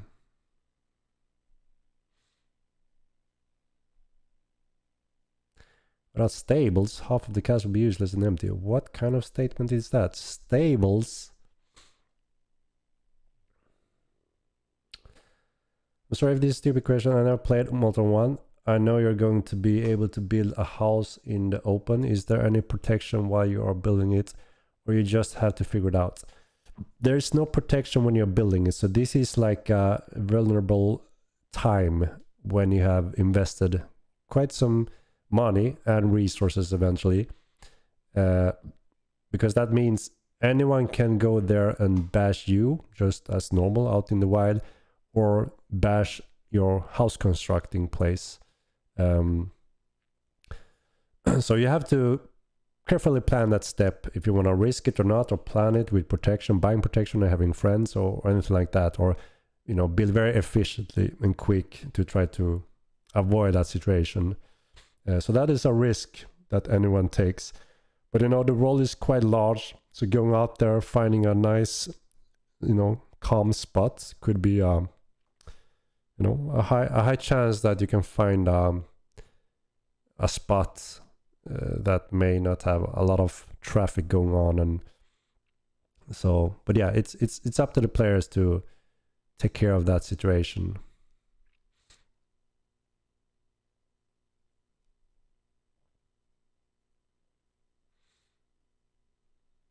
When is next patch? If everything goes as planned, it should be on Monday. And can we see some magic for lighting up dark areas? Along with those magicals that bring some of those spells, there are multiple ones, and it will also be in some options in alchemy as soon as we have the time to cover that. So no real time frame on when that can be. You will get placeable campfires though quite soon that allows you to manually place a light source in a location that lasts for a good while. So it will give you some more options at least.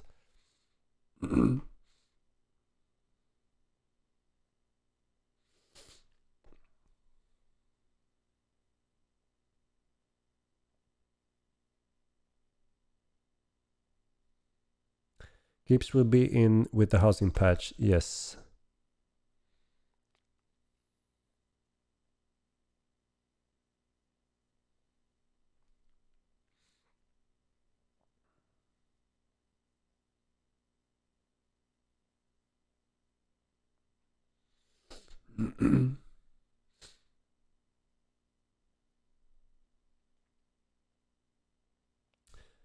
We're further adjusting contrast and lighting in game. It's still quite extreme and looks weird for many monitors.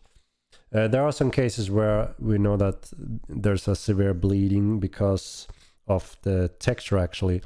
We're quite happy with the lighting overall, the shadow, the strength, the contrast. But there are, like I said, different types of texture that goes a little dark and some too bright. That makes them stand out a little extreme. So we need to go through those pretty much. That's the process to get it where we want it to be.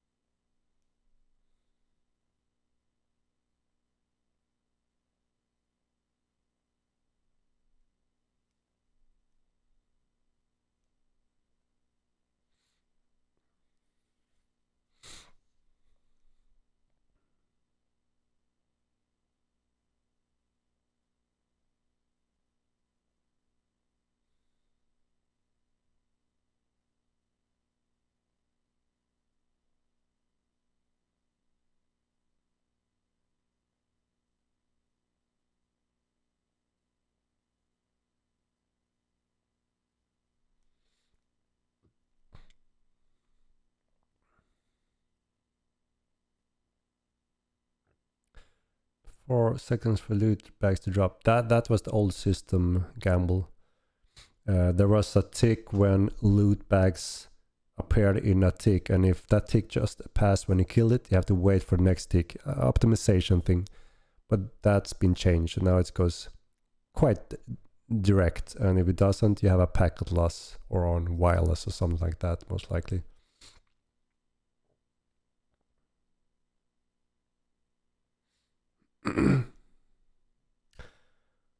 We'll love to see an event with Tinder new Emperor, Henrik. Yeah, that would be nice.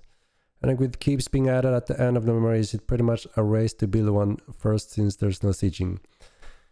Yeah, I mean, just like in any cases, there will be a race and conflict for claiming those keeps no matter what, those castle slots. Uh, like I said, they are weak when you construct them. You can fight for them when you construct them. But when they're finished, just like when you do have sieging machines, they're gonna stand quite a lot. And like I said, to starting the sieging progress there, you kind of need to weaken the reinforcement, like I mentioned before. So it's like a phase to be in an effective state of sieging.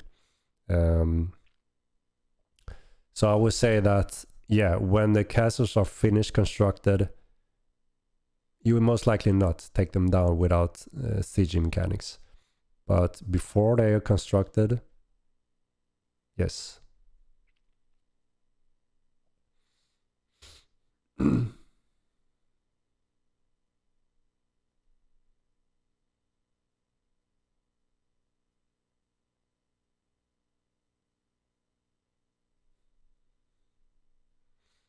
You cannot browse the pet broker without being killed.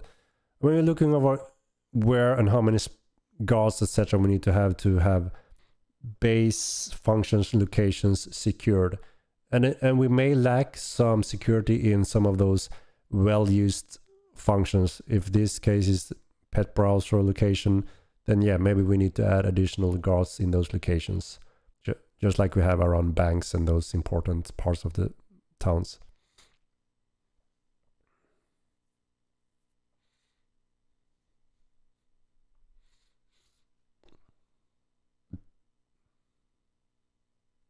Why are we trying to do what's not possible in the first place?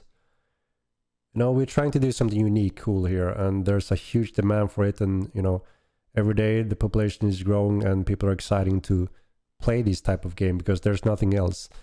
You know, if you can't really see it's, you know, this is the same for everyone, and we want to play this, and this is nothing for you, then you know, maybe it's not for you. There's so many other MMO games, but we're not trying to do another clone of WoW, you know, another type of those, and just trying to do it cooler or whatever. We're trying to do a true sandbox game with very exciting, unique PvP and PvE and crafting and tons of other features in one world, one universe. You get known for you and your person, and that's it. There's nothing like that, and we are very passionate about building that type of world, digital world. And it's so much more than PvP. PvP is just a fraction of what Mortal Online is and going to be in the future as well. PvP will always be a strong role for those that love PvP because we offer something unique in terms of PvP as well. And that is also why Mortal 1 have been running for 10 years, because people love to playing that and fighting that game. And obviously we are just refined that 100 times for Mortal Online 2. So more casual players and even wider types of PvP players can enjoy Mortal Online 2. But like I said, there are tons of players that show up in Mortal Online 2 to never PvP at all. They're here to craft things, trade things, explore things, discover secrets and mystics, and all kind of stuff. So, you know, there's something for everyone. And there will be those that obviously doesn't like Mortal Online for various reasons, or doesn't like all of the features. That's just how it is. That's natural. And that's how it should be. Consider relocating the servers into lower Earth orbit. We have considered Starlink. That's the closest on the experimental map. We will see when they are fully deployed and we get further down the road there. But yeah.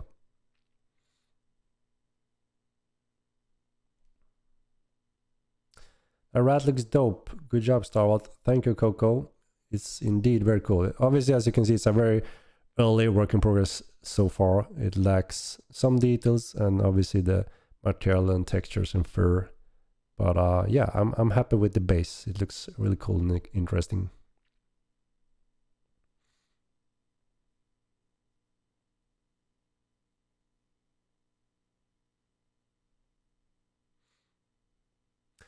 Plans to allow cooks name of the foods. Yes, we plan to do that as soon as we have the time.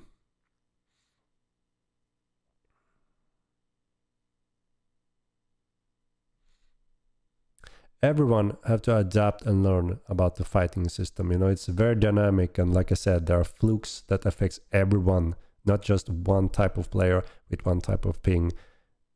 Like I tried to explain before, you know, we need to be reasonable that we're doing something very specific here. And as soon as you learn that and adapt to that, we're all on the same terms pretty much and can enjoy it. And, you know, some styles may fit your experience better than other styles. And yeah, don't use Wi-Fi is a good tip.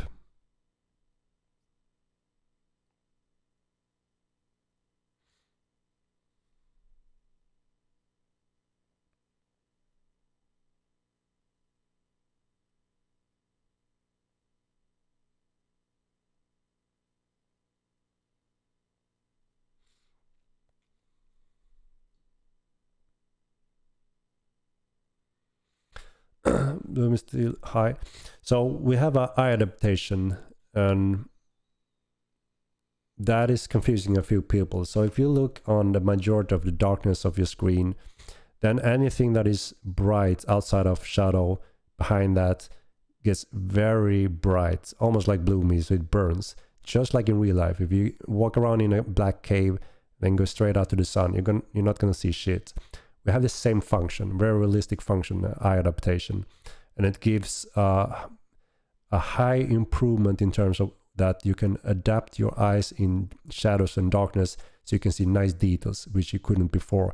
It was almost, you know, either dull or black in shadows, and then we have even brightness. Now we have this system in place that is really neat, because that means when you go into the darkness and, you know, focus on the darkness, it gets brighter and you can see more details. It doesn't become black anymore. So we fixed that problem, which is awesome. We had a big problem with darkness and blackness in the game. As long as you don't, you know, obviously if your eye goes to the brightness outside, you're going to see it's burning. But when you focus on that burning outside, you're going to see the shadows becoming darker, and that burning is not going to burn anymore. It's going to look more normal and realistic. Very much like in real life, depending on where you focus. So it's a very neat system that we got in place now to fix some of those pitch black issues we had in the game. But it depends on where you look. You know, you can make it burn and you can make it not burn depending on where you focus. Any work being done on the weather system? Yeah, we have been working on the effects, and then we also need a coder to synchronize those effects and clouds on the server.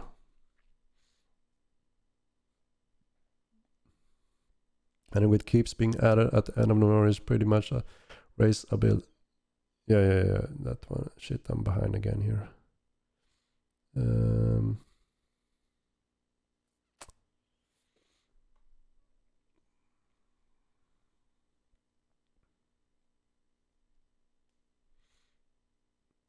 No one wants a WoW clone. I mean, we have many WoW players in Mortal Lines, so I'm not saying it's a bad game. It's just that we have a lot of different things that you don't see in a typical WoW game. But we get more and more players coming from WoW on a daily basis interested in Mortal Line, because it's so unique and fresh compared to many other MMOs on the market, which is of course exciting, because that's what we think as well. We think we can push the boundaries and, you know, offer a true gaming experience that is quite different from most MMOs today. So yeah, and like I said, there's a lot of feature that you know doesn't involve fighting or PvPing whatsoever as well.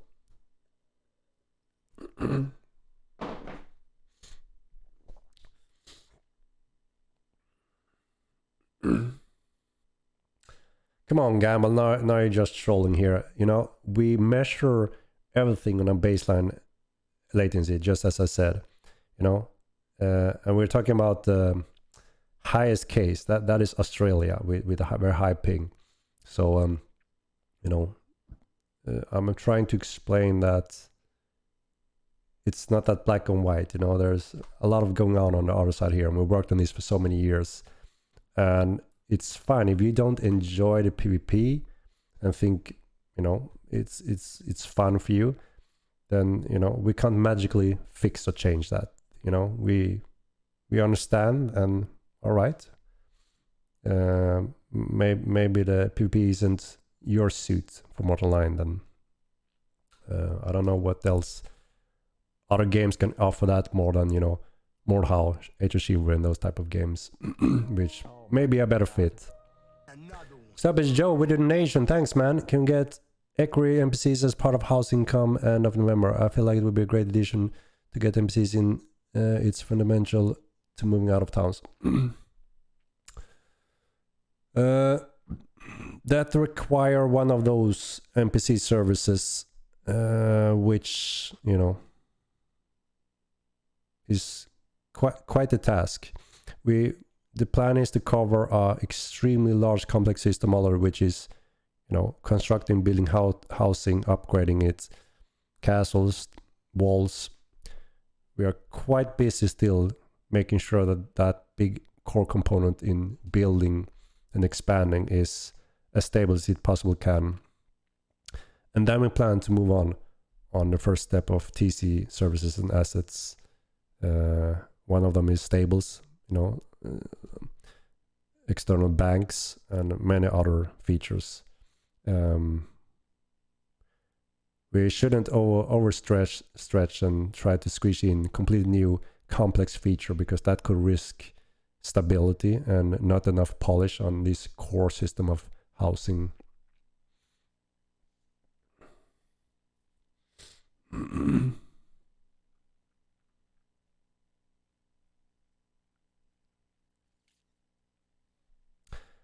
How will you deal with people abusing guild mechanics and griefing noobs with fake invites on release? And we've seen spams of that, so obviously we need to limit that spams, so it's not possible. So it's really good that we see all kind of nasty tactics happen now during the beta, so we can actually attend to them as much as possible, rather than those happens on release and we have to work on that then, you know. So it's really good that you guys find crazy things, report crazy things, so we can do our best in trying to cover it. Stick to your guns. The problem with many MMORPGs is that they try to be everything to everyone, and thus they are a little more than milquetoast distractions. Yeah, I mean, we are very passionate about building a true sandbox game, you know, with emphasis on sandbox, and there's so many components into this. And yeah, it's not just one area. As you know, we're heavily expanding the PvE area because it was quite lacking and not stable enough in the first game. So that is a big, you know, step forward also.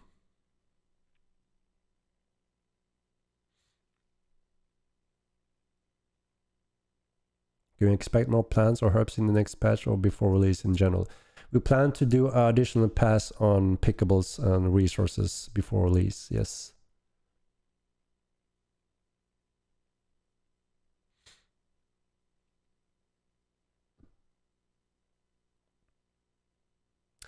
You have a lot of haters, they will try to mess up your release. A lot of haters? I mean, obviously we have had banned people from the past that have been writing angry words on different forums and such. That's understandable, and that's part of this genre and game development overall. When you don't agree or being catched cheating, you may want to throw out a lot of hate, but that doesn't bother whatsoever. We seen a huge influx of new players since stress test. Everyone's super excited and super positive again, you know, for a new exciting type of MMORPG, and they really flood out those few haters that we don't care about or pay attention to, because, you know, they're just screaming and lying because they were catched cheating, you know, a common thing. But I don't think it's too many, actually. I don't hear much of it or see much of it. Obviously I'm not looking for it, but there will always be haters no matter what game or project in the world. Why wouldn't we have some of those? But I'm not paying too much attention. I focus on our, you know, current player base and new player base and feedback in any adult and mature way of communicating. I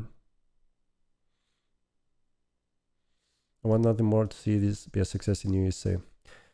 Yeah, there's no doubt that this will be, continue being big in USA. I don't see that changing anytime soon. We already are very strong dominance in America, just as in Europe. We're satisfied with the infinite parameter and plans to tweak it. There will be some tweaks. You will see in the upcoming patches. We have some further refinements in a few areas when it comes to combat and the different types of combat. The rituals involving Krampus still exist in Milan. I can't say. I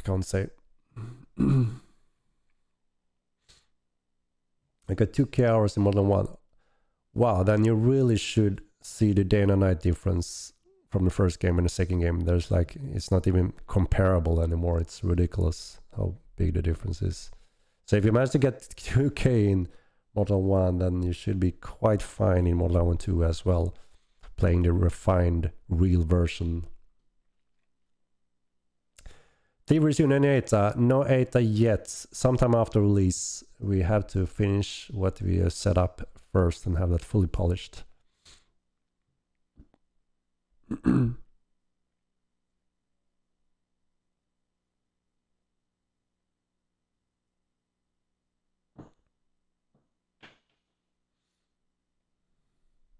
Can I be armor before release? No, sorry, not yet, not yet.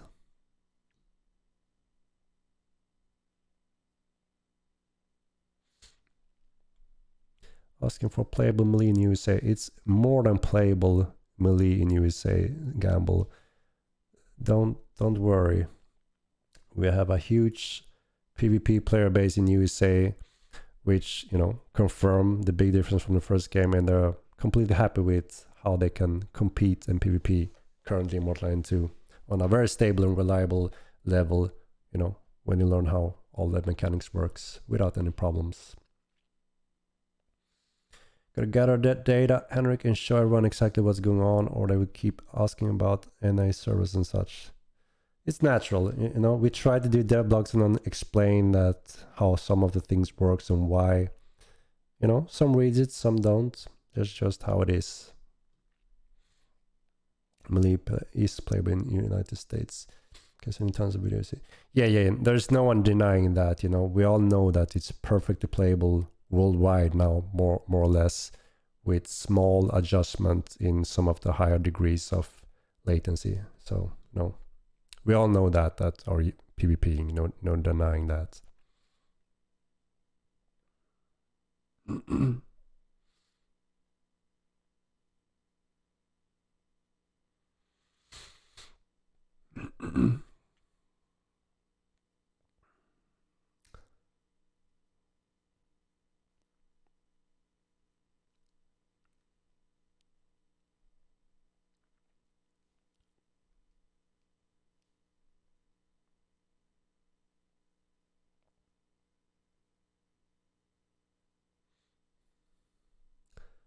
And yeah, that is also the thing. Like I mentioned before, people think that it magically fixed when you see lower latency. That's not how it works. Like I said many times, we can place the server next to you, and you will still have a ping normalization and system in place that won't really change how you play things. There's one location still that get effects after a certain degree, and that is the parry, and that's it. How that works. And in most cases, it works fine. We have a high parry latency forgiveness that we have tested this heavily to make sure that, pretty much most players, no matter what latency, as long as it's within a normal range, can use those mechanics. And that is also why there's a window for parrying to allow that to actually happen, or, you wouldn't be able to parry at all. Yeah, some people have used exit lag from, long distances with a good improvement, some non-improvement. So that is an interesting concept where they change the routing to the servers if you're in those extreme levels. Yes, you will be able to cook and name your cooked dishes. Actually, like it's a scam. Not really. Like I said, it changes your routing to the server, and if you're one of those that have extreme routings, you may see quite a difference, a noticeable difference. But it could also be that it doesn't change your routing, and then yeah, it does nothing for you. But I wouldn't call it a scam. That would be wrong.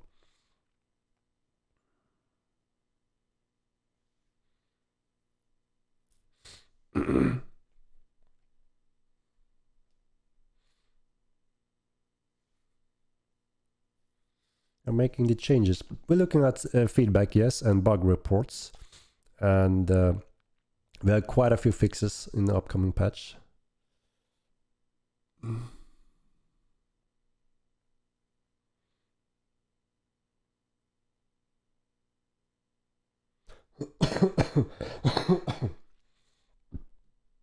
Ignoring the issues. I mean, like I said, there's nothing we can do. We're not ignoring anything. We're stating the technology in today's what's possible and what's not possible. And this is the type of game we want to do, even though there's challenges with it, and that it can never be like playing Mordhau. Like I said, that's what we need to accept and understand. And if we just ignore it and keep it, comparing it with Mordhau, you may be disappointed because it will never be Mordhau. That's just how it is. If we want to do a Mordhau game, we would do deathmatch online, only been doing that, and that's it. But that's not the game we're making.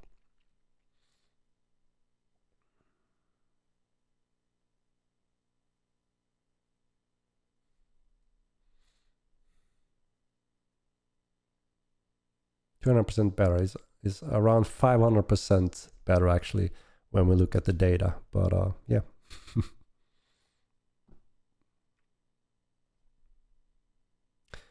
Yeah.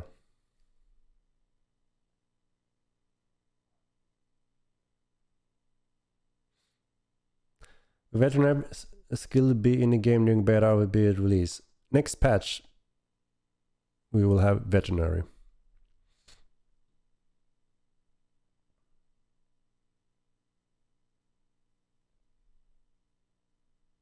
Yeah, I'm behind again here. We need kite shields. Indeed, we need tower shields. Can't wait for those. But it's a lot of animation because you hold them in a different way. You need new animation sets combined with all weapons. So it's quite the animation work. Is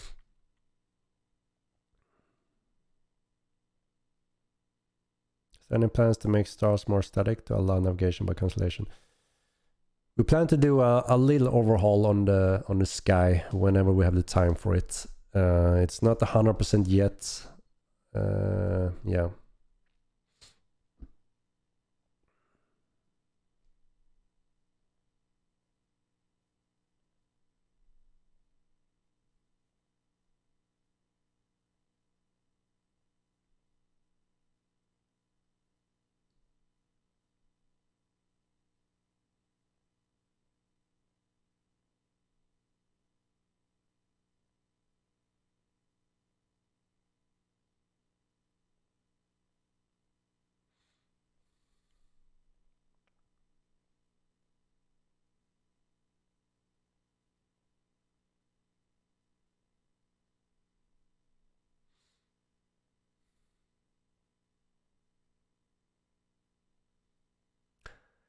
Yeah, we will have nameable foods soon enough.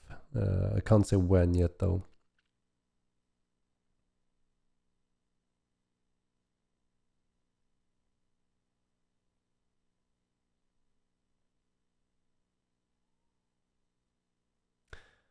But Gamma, we need to end this discussion. It's ridiculous. I just explained, if we place the server in USA, it will have no difference, There's still this adaptation and flukes happening for everyone, no matter what. We will just have the same conversation again and again. Next step is we need one server in every region and then every country in the world. It will never end because it's not that type of network solution that you may be looking for have that kind of gameplay. It simply doesn't work in an MMORPG. It works in a game like Mordhau or Age of Chivalry, but it's like saying I want to play tennis, but here we are playing football. You see, it's not possible. But you know, I see that you care and are keen on it, and I'm grateful for that. But you know, I'm just trying to explain what we're looking at here, and it's nothing we magically can change by just setting up a new server or such. It won't change anything. Take another look on a lance spearhead. It's only good lance, and the lance spear tip is very small. So small hitbox feels bad. I don't know. We have gone through them quite carefully. They are very realistic, and we try to make sure that the hitbox is, you can't fail. If you poke with it, you can't fail. Obviously, if you swing with it, you can fail. We have done additional tweaks on the damage for this next patch on Monday, so let's see how that feels.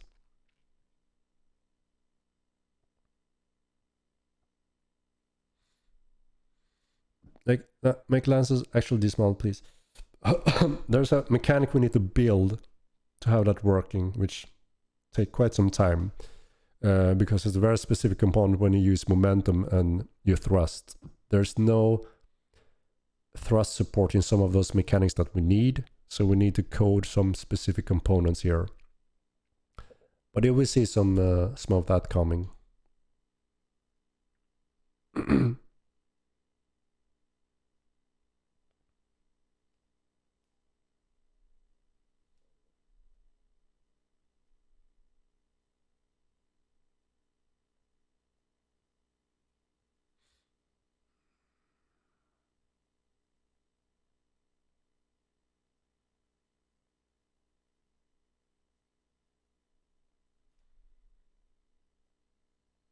The more I try to attack me personally. Are you talking to me, Gambler? Am I attacking you? I'm not attacking anyone. I guess you're talking to the other guys. I don't know. But yeah, guys, it's not the place to discuss the latency and different opinions. That, you know, we're all very passionate, obviously, about the game and want to play the game how we want. And we all have different opinions and different understandings of different components and different views. So we can't please everyone at all time. We know that, and like I said, there's not too much. I was talking to chat. Yeah. No worries. But yeah, I mean, like I said, we fully understand the passion here, and that we want. Obviously, those that are into PvP want that solid, low latency, optimal, being close to the server and all that, because, you know, obviously in any competitive game like Counter-Strike and those games that 100% rely on distance and latency, that's a no-brainer, right? But it's not really the same thing in Mortal Online, and we can't really compete with that. So, you know, you compete with what we have in our game right now, and, you know, that is something you can learn, master, and adapt to. And like I said, PvP is like just a few percentages of what Mortal Online is. So we can't just, you know, wreck everything, throw everything, and put all development and focus on just PvP, because PvP is just one small component of hundreds big components in Mortal Online. And all of that, you know, makes Mortal Online the digital world. Phil Wob, thank you for the subscription. Oh, Dopaturo with the gifts it was. Thank you. Didn't catch that. Put server in Singapore so everyone can cry about it. Yeah, you know, it never gonna end. No matter what we play. We can play the moon and we're still gonna have the same conversation. You know, it's just how it is. But that's, you know, there is high chance that these things will change down the road. We're looking at some different options, setting up the server structure in different ways. And like I said, we're looking into stalling. That does seem quite promising in terms of putting everyone on the exact same degree as well. So we simply have to be open for that. There are room for improvement down the road possible. And right now we need to be realistic that we have a very solid base and we pushed it as far as it possibly can. And, you know, we all can enjoy it and have good, fun PvP. You know, I've been PvPing quite a lot, been doing many fights, group fights and events. And just like anyone else, there's flukes. That happens to me as well. And that's not perfect, but that's the nature of an online game. And, you know, obviously we have full PvP, full loot. That makes it more, you know, important that we rely on something stable. But we are all in that same boat and situation. You know, flukes can happen, and it's just simply how it is, the nature of this type of game. We remove the ability to mine and chop wood with all weapons. We intend to make it more efficient when you use the proper tools, yes.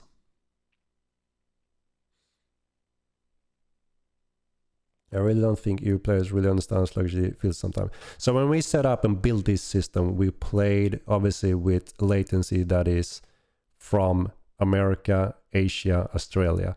We're not just, you know, relying on asking people and playing ourselves from Europe. We're actually simulating playing from these different regions. And then we use those different spectrums, the different latency, to work on the ping normalization and the prediction systems. And that is the magic that makes it possible in an extreme high way compared to any MMO out there. So close that people compare it with Marlhal. You know, that's where we are today. So yeah, I really hope, you know, we understand that part, that this is not just something we worked a little bit on. You know, trust me, we've been here for a few years working on only these parts and push it to the extreme level. You know, we could give it to a massive company with 100 developers, a genius. They wouldn't be able to push it further without, you know, a whole new setup of gameplay and new type of technology that isn't here yet. So we are very happy with where we are, and we need to get all those other areas on the same level, you know, being happy with that and offering a very solid true sandbox MMORPG, you know, including in the PvE area, the exploration, and many other areas, not, you know, making sure that they are also up to date and stable and fun and enjoyable.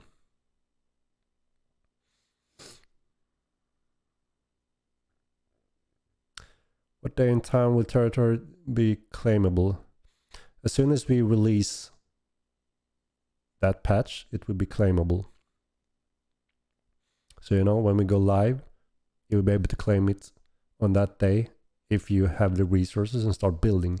You don't just claim it with a button or a click. You claim it by actually building it, right? So it's up to those that build it.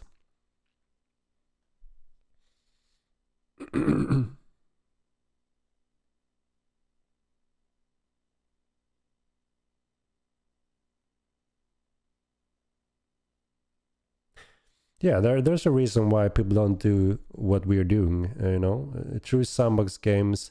Obviously, everyone is looking to make a better World of Warcraft because that have been the most profitable game out there. So when any giant tries to do that, why would they try to make something else if not making World of Warcraft better? And I think that is sad because obviously I know that not me, myself only are looking for something different and, you know, unique and new, fresh and more challenging for the player. That is why we make Immortal Online. You know, we don't need those 40 millions as a target as New World is doing with World of Warcraft and Final Fantasy and those, you know. So we want to do something that we also find exciting when looking for a MMORPG game.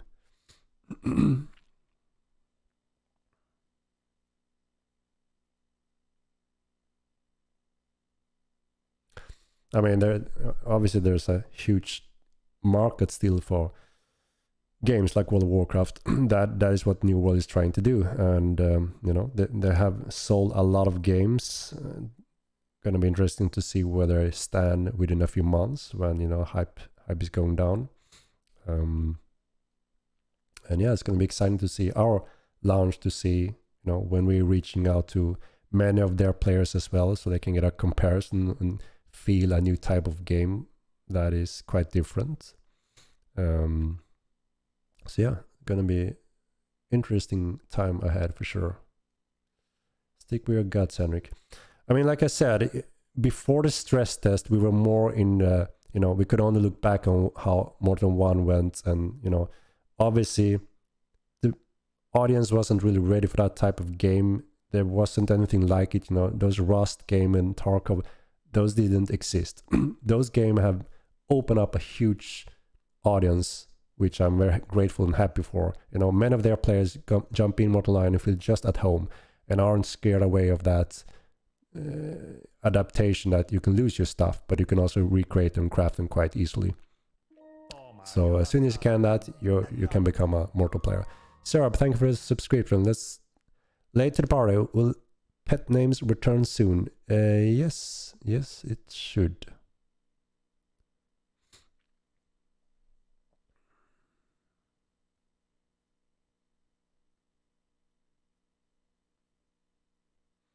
New server might be necessary to get a huge influx of players. We're planning to expand, obviously, like I said, expanding nodes and continents and grow over time. We're here for a long marathon, not a short sprint, So the goal is to continue growing, expand and expand. And, the game will just get more and more exciting, larger, bigger, more features.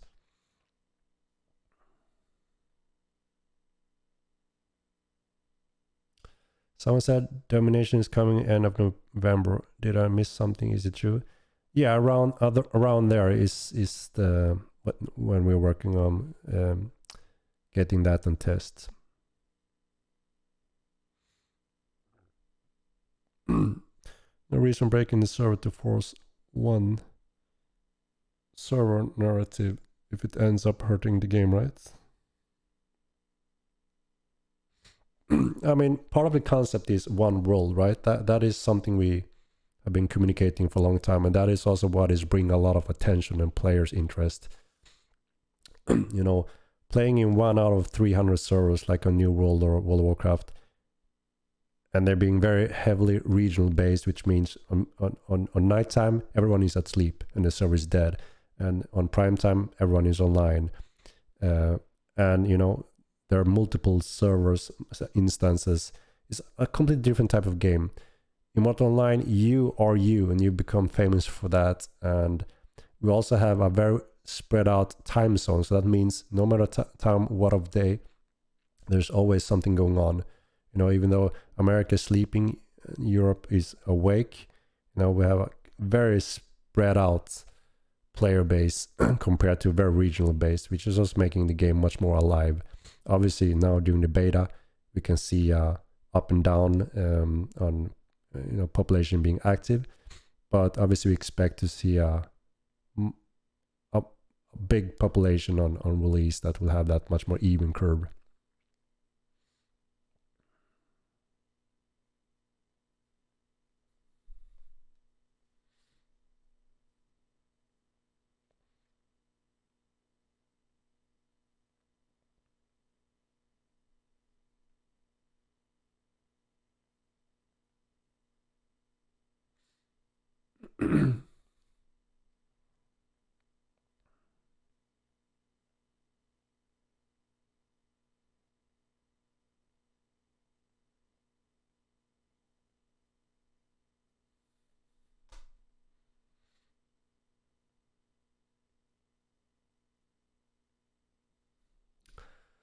So yeah,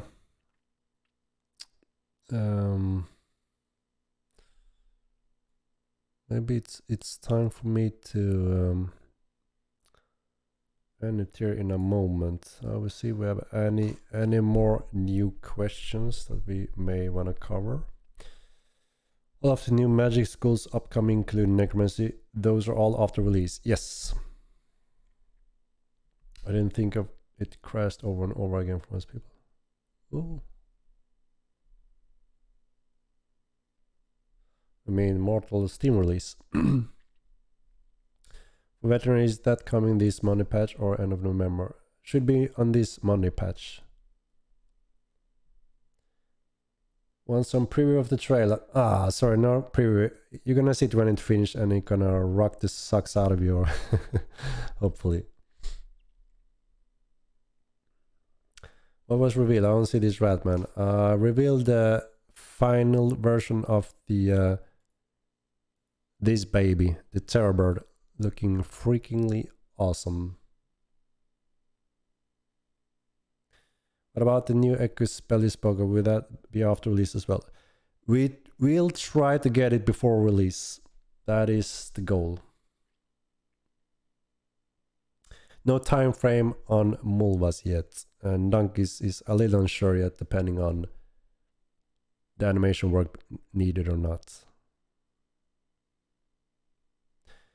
When we see some fixes for taming, you will see some tweaks addressing taming to make it more clear and understandable. We're fully aware of the confusion and frustration right now when you don't really see what's going on and you get all this fail rate without knowing what's up. We tend to fix that part.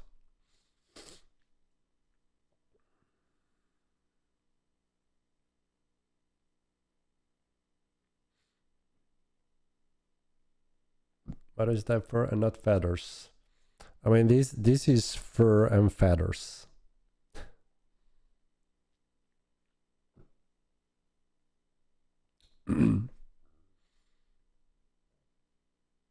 Is the way taming is now the way it's intended, only able to tame aggressive monsters when they're young.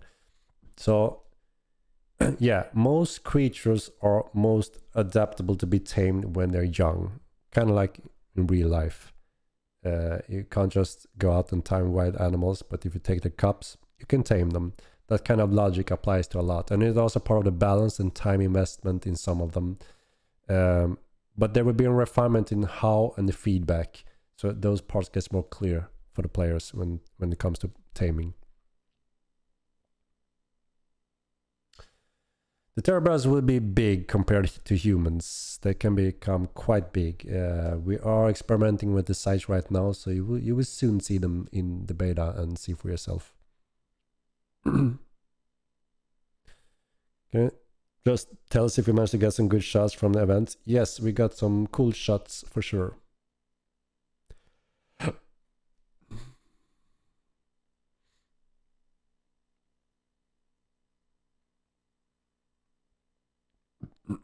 Gotta get your money worth from that plugin.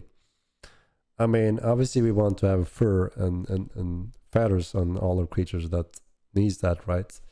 And also we try what looks best, right? If we just add a feather, it may look a little fake and bad. We're aiming for some realism, and also we're looking on, like I said, prehistorical terror-birds that walked Earth once, and they look more like this than having big feathers, at least some of the ones we have been looking for.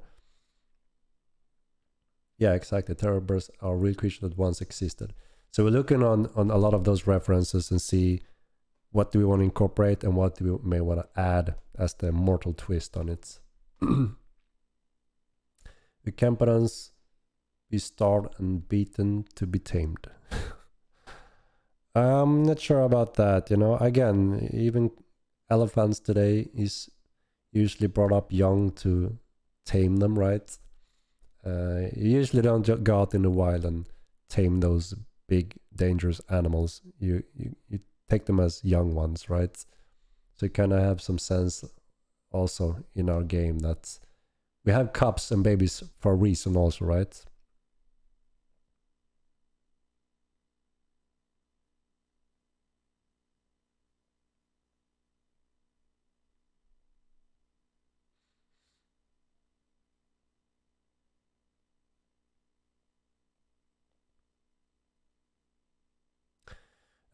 We have plans to implement specific swings attacks with some of the weapon groups that can, one of them can hit multiple opponents, yes.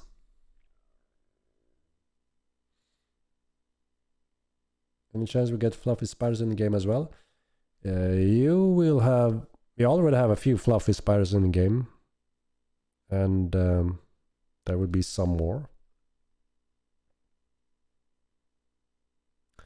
What are your thoughts about tamers spending 300 points, taking many attempts to tame young animals? Yeah, that is the part that we're tweaking that I mentioned before. Obviously, when you see a young animal and you don't see what level it's at, just the thing is, a young animal today can be from level 1 to 25. And in some species, being 25 means there's a low success rate. Obviously, we want to tweak that. So it's more easy for you to understand that, okay, this is a young one, which means if I have the requirements, it will be a quite secure success. We are refining that right now. Close Spider Queen when? Very soon. You will see.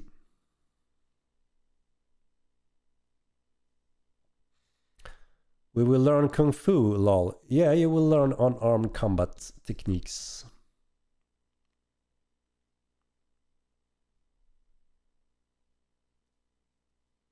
Anyone making footage will not be able to block all damage full charge. So it depends a bit on the damage type and the strength. That is one component. And then, like I said, we do plan to add a few special attacks for each weapon group. And some of these affects these also even further. Yes. Doing an awesome job. Thanks for the stream, Eric. Don't forget that 90 FPS cap. It's for the greater good. Yeah, I agree. I want that one as well. And yeah, thank you for tuning in. Will the best way to level pets always be target dummies in towns? Could killing animals, zombies, bandits in the wild provide a better experience than in town? Yes, you know, the dummies was quite a late addition. That makes sense. You can train dummies, right? But yeah, it obviously becomes the easy kind of semi-AFK way to train pets, right? Obviously, we want to promote real action, going out there and risk something. So it fits very well, yes, that maybe dummies may only bring it to a decent baseline level. And then when you want to really master something and be more effective in training, that's when you hit dangerous stuff, you know, real life training, kind of like real life as well. If you just hit a dummy, you won't get much better if you're not, you know, training or sparring against someone good, right? That makes sense. So that is something we want. All that looks to be placeholder stuff. No, nothing is placeholder. We don't have placeholder in our games. We have all systems are in place are the real core systems. Some of them are not fully finished or tweaked or balanced.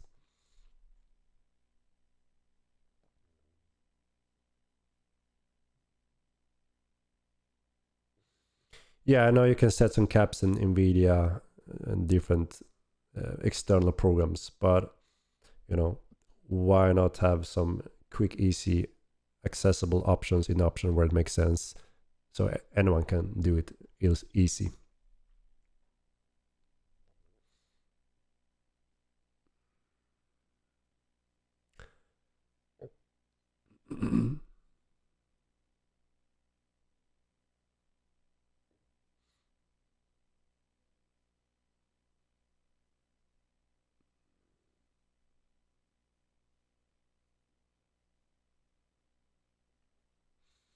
I only can tame low stuff. I need to train it before I take it out to fight or it just dies. Yeah, but there should be low-end threats, you know, like those walkers. If you want to step up the game a little bit compared to a dummy, as for instance. Will we be able to ride pets in the beta, or will it be after release? You will only have the horse types up to release, and then we will continue, you know, on other types of mounts and wagon system after release.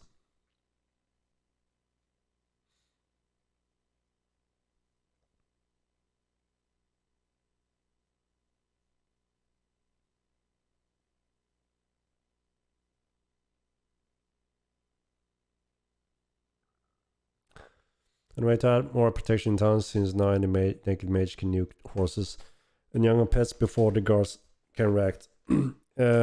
Yeah, I mean, that is also why we're looking into the balance. You know, naked mages suiciding on mega damage. We're looking to balance that. We're looking over the regions and costs. And yeah, there should be a penalty, like we said, when you kill pets in town. Obviously, there's a penalty now when the guards attack you, because obviously you're breaking the laws some way. And if you're killing something, you should also lose standings.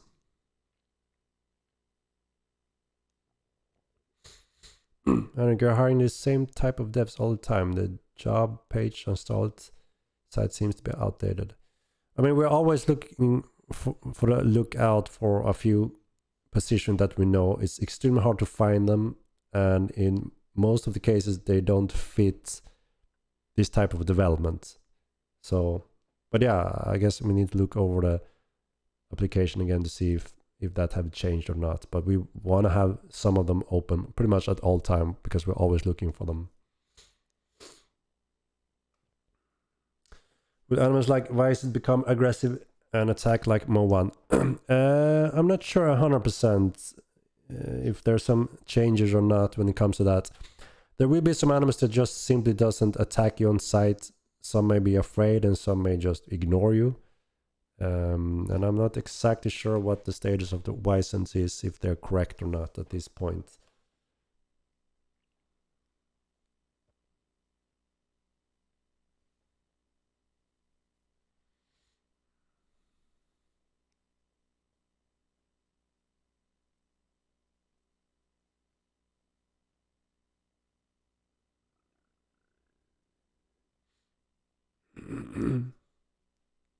Tunnel for Force Vortex. So we're looking to, like I mentioned before, there's another step of war rules, also especially with the nations, that we're going to take that step, as soon as we have the time to continue in that field. That will give you more options and meaningful options when it comes to wars. And yeah, some of these components ties with TC functions. What about horses becoming aggressive again? They used to kick more than one. Yeah, I mean, it didn't make much sense when it stood there in front of you and fought you. That is not the typical animal that fights like that. They may kick you when you do a threat behind it and then it runs away, right? I guess there are some cases like deers when they try to maul you. But yeah, we will see.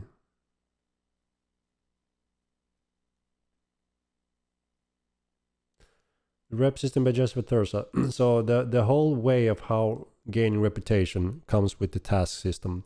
You don't just stand there and killing risers anymore.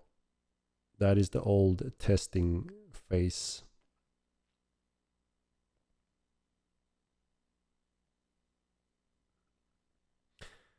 Dominating being added will be able to dominate the creatures currently in the game. Yes. Not all creatures can be dominated and tamed, as you know. Most animals can be tamed, and some of the non-animal creatures can be dominated, and most animals can also be dominated.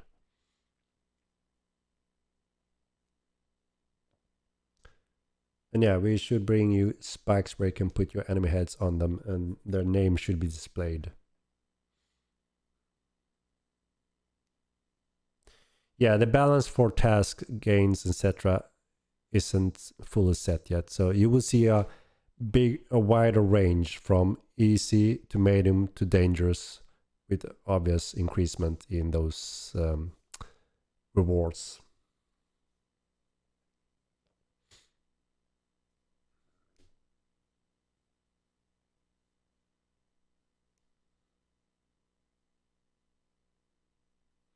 But yeah, based on the lore and Mass design, he really wanted Thursas to be the outcast, which also means they struggle a little bit when it comes to gaining reputation in most places. That was an important factor for Mats. And obviously for us, we want to respect that and follow that. They may have a slower rate than the rest. And then obviously, as you know, there's a gift for the humans that can even increase that rate, which is one of their strength as a race. But like I said, there will be more options for greater rewards no matter what. Yep, guild banks will come with the TC patch. allows also to build things to trap horses, like false floors that they can fall into. There will be trap making traps after release, and yeah, traps is one of those that can entrap, affect both players and creatures.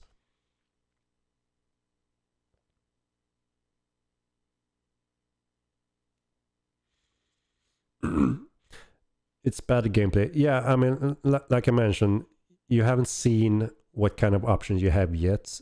I'm saying that you won't just have that for you to gain a little. You need to do 3 tasks. You only see the beta example task right now, which you have a random set number. So we need to get those tasks in first that we plan to do, and then in even further updates, we plan to expand on those tasks and give even more options in different ways.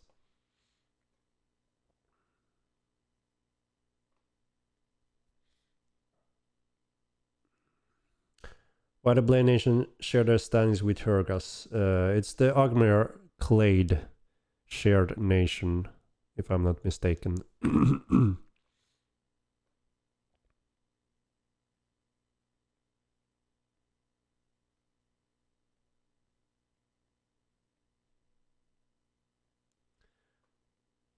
When it comes to reputation, we will gain it through the same methods with all forces, or will there be different ways?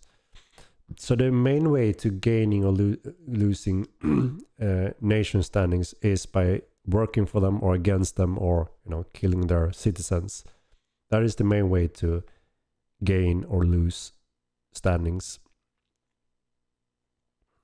And there will be additional steps on top of that over time, where you can also align your guilds towards these nations and be involved in even more conflicts, more risk and reward. But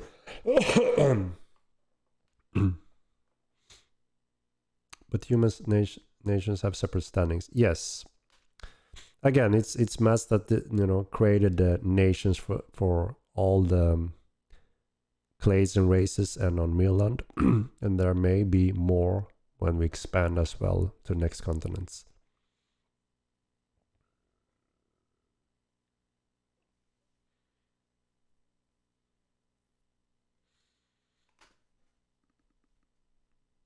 Yeah, it should say units on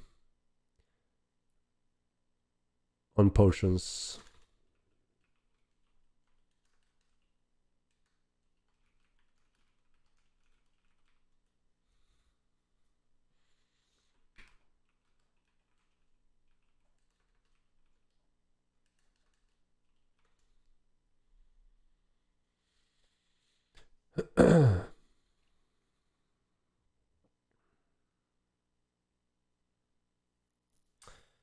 Balance wise, considering all the different combat environments, situations, sandbox, impressive balance so far. You guys are done a really amazing job with it. Yeah, thank you. Obviously, balance is one very big challenge. We had a good base again from the first game that we are making the best use of. And yeah, you can simply look at what's being used and not being used to see how well balanced or popular things are in the game. And yeah, we are very happy with the balance so far. We see a very big use of many different weapon groups and all the races and clades. So yeah. There are any plans to add additional features to survival skill? So what? We have a huge list of skills that we haven't implemented yet that we plan to cover over time, and where it makes sense and when it fits and ties to different types of new tools and utilities and continents. So it's almost a never-ending list, and like I said, we already have a lot that we never got into the game yet.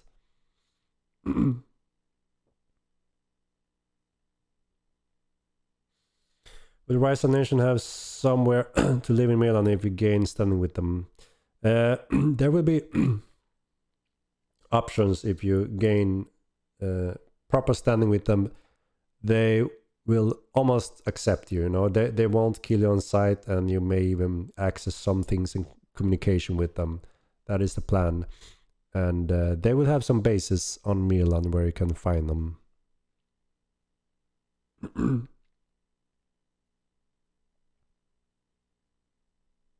Like I said, we're expanding on quite a bit when it comes to dungeons and locations and such.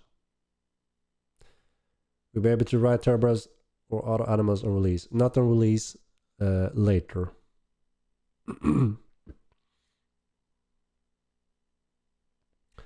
When we thirst be fixed, seems like I can add tons of potions as a thirster. Is it working as intended?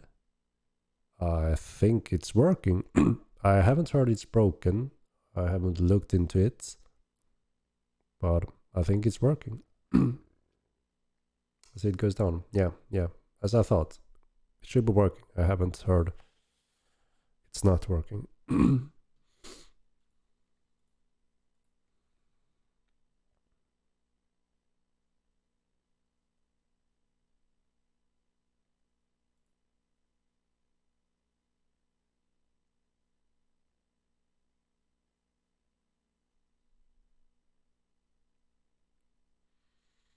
Mm-hmm.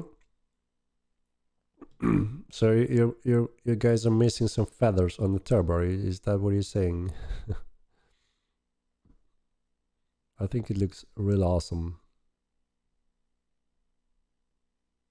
Let me see.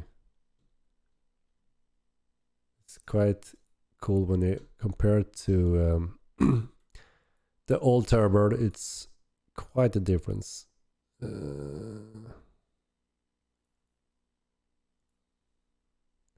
Quite the difference.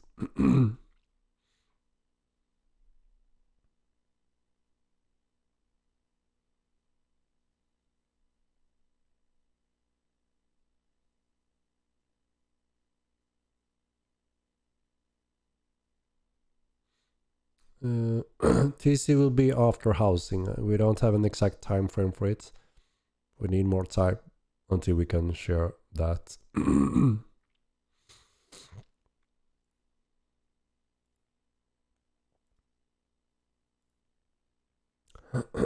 So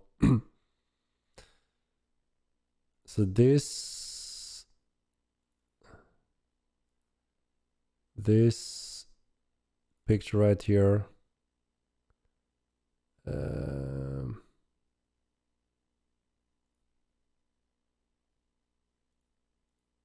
this is the old Terrorbird. As you can see, it didn't have any feathers. It had a little fur-like stuff. And yeah, now it looks like this. Quite a difference. I think it's a very huge step up. And again, we try to tie the color and feeling a little bit closer to the prehistorical one. So it got a little bit more brown fur type. So it also fits very nicely in the environment. So yeah, the left one is the old one. The right one is the new one. I think it's a good improvement. Is that the old one a Muppet? It's the old Terrorbird. That's how it looked in the first game. Well,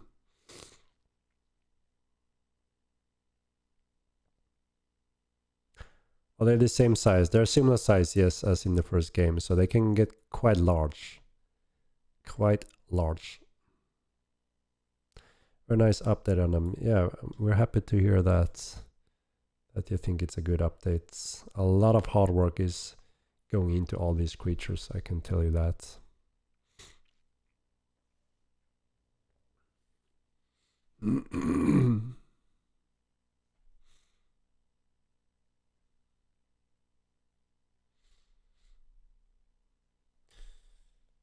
Very nice update on it. And our team is doing some very nice work. Yeah, I agree. I'm very happy to see they're producing this awesome stuff. Did it taste like chicken? I'm not sure. More than two looks like how I dreamed more than one will look. Yeah, I mean, 15 years ago when we announced and, when we started playing more than one, it was a very beautiful game. We pushed the limits very far already then. Remember when we showed the first trailers and teaser, people commented to say, no way in hell, that's from in-game, or it will run smooth even remotely. And we were quite excited to show them that it was indeed from in-game, and it was running quite well back then. But obviously over 15 years, things progress and gets older, right? So, I mean, it doesn't look horrible still today, but it's clear that, 15 years have passed. But yeah, again, we really try again as hard as we possibly can to push the limits now with Mortal Line 2. And yeah, I think the team is doing an amazing job in managing and pushing it as extreme far as it possibly goes. Can reach new continents with boats from Toxai or Tinram. I mean, when the boat system comes in, you're going to be able to sail all over the world into different continents. And yes, eventually that means you can go, east around the globe, and you will end up west eventually, right?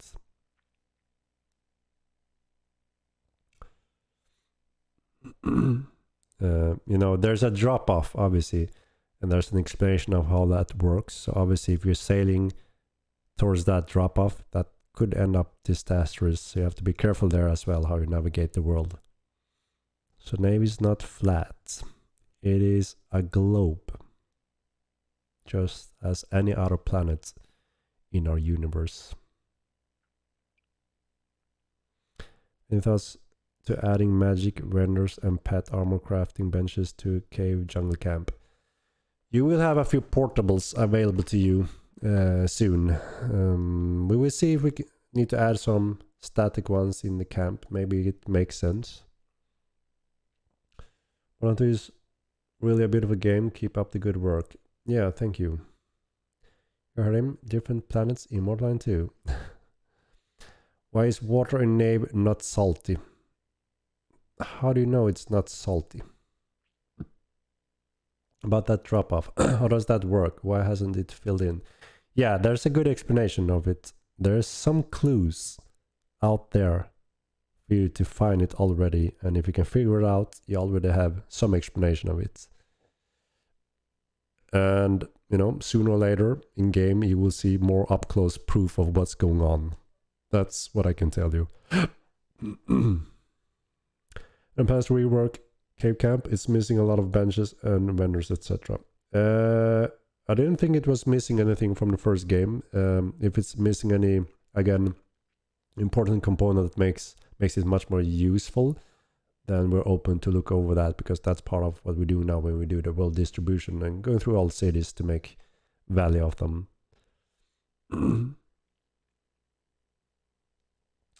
The flow of Pontus and mouth of Thalassa will be extremely scared to sail into. That's something, Tothram. That's something I see you have researched a little bit. Is Wipe coming soon? The Wipe is coming when we release the game, so 25th of January. Any plans to adding actual waves to seas? Yes, we plan to work quite a bit on the ocean system when we're gonna have the boats. Are those sick faces built into Mage Valley yet? And what of the Minotaur tunnel that has the Minotaur faces on the front of it? Will those come back, or are they already in? They're already in, my friend. They're already in. The whole world is there now. The whole Milan is there. Now we're working on a lot of new stuff and bonus things that never made the first game, but also additional new stuff because we want to fill the large world with exciting stuff. And expect the light source for offhand anytime soon. I'm not sure when, but there will be more options, yes. We're getting the placeable campfire soon though, which is a good option. Yeah, not having magic vendors in Jungle Camp is terrible. Yeah, like I said, if there's something that we really should have there to help and promote the camp a little bit without going too crazy.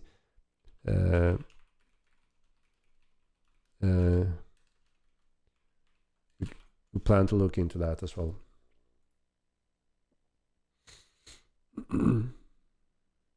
Is the game meant to be played on DX12 or 11? It's meant to be on 12. If you have, you know, decent new generation of hardware, you benefit from 12. And things, you know, overall is better on 12. But 11 is optional for those that have tricky configures or tricky hardware that doesn't like 12 as much. We keeps have space ports. I think you're in the wrong time, my friend, wrong time. What happened of the old Starwood office if most of you work from home now? We do have the office still, but yes, it's not very occupied, which of course is a little unfortunate. It's nice to work together and have that working place and you know, go out and have that social contact as well. So, you know, we're missing that part of, obviously. Rary, thank you for subscription. But yeah, at the same time, we are a lot of people now from different places in the world even. So we're quite spread out. And yeah, since Corona, some people, you know, enjoy and think it works well from remote. And as long as that works effectively, you know, producing work-wise, we have some optional choices there still. But we will see, you know. Sweden have pretty much opened up everything again. We don't have the lockdown or any specific thing that we used to have some time ago. So we will see how we continue on that.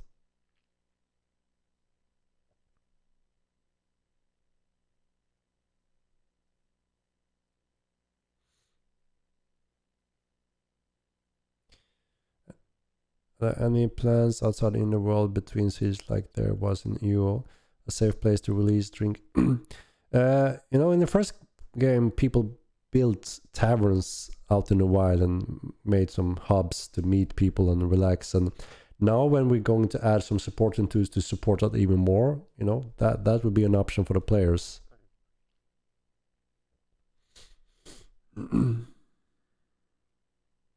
Will fighting with two weapons be a thing? Yes, it will be sometime after release when we have time to revisit it. Have you thought about adding painting on or drawings to the game? Yes, just like in the first game, we plan to go back to that feature, but not yet. When can I add a mouse wheel as a keybind? Hopefully pretty soon. There's a few options we would like to add to it to give you more options on how to fight and, you know, use those hotkeys. Yeah, we want to offer you players to create your own art, but also write books and publish them and sell them and earn royalty. I find when I'm 12, if I alt-tab, it crashes the game currently.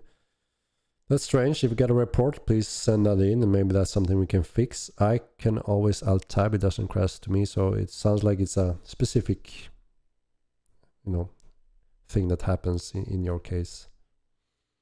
Will Galkor ever be rebuilt or is it destined to be remain in ruins?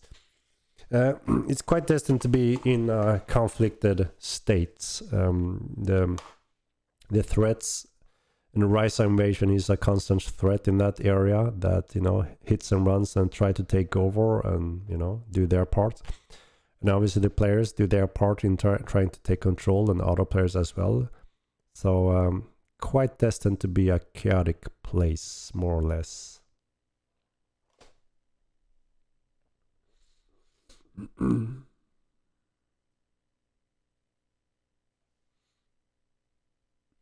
Then we get alchemy potions like poison and alcohol effect. I'm not sure exactly when, but we have several component effects planned for alchemy that will come over time, and also specifically some are tied to new professions coming, like assassination, skills, profession, obviously poison being one of those. You will see upcoming roadmaps, and then sooner or later you're going to see some of these that you're asking for when they will arrive. We will try to, you know, pick the proper dates for them and be on the roadmap.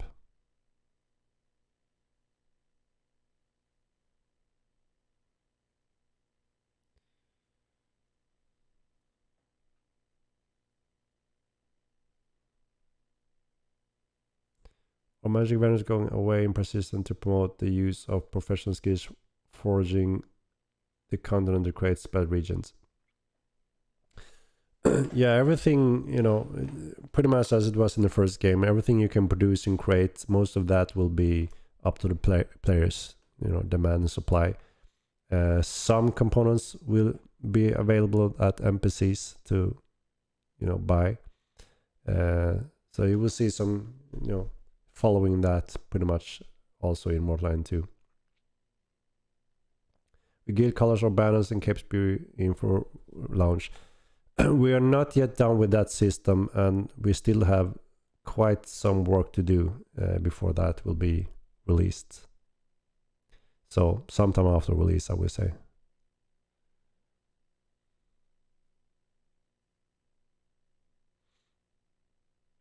I can expect pet armor. I'm not sure when we will cover those. Like I mentioned, we are working on dungeons, a lot of creatures, and making sure that Milan is fully done and covered for release. And that takes time from animators because that is needed when we do pet armor as well. We have a, you know, short supply on animation manpower in house currently, so hopefully we'll be able to expand on that.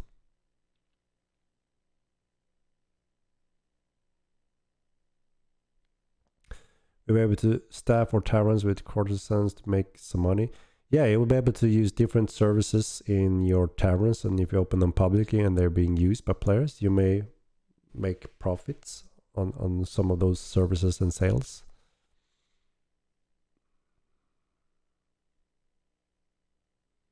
Sport player man pups would be possible to tell hired mercenaries NPCs to man players. Yes, that is exactly one of the features that I mentioned in one of my previous streams, that there will be tools.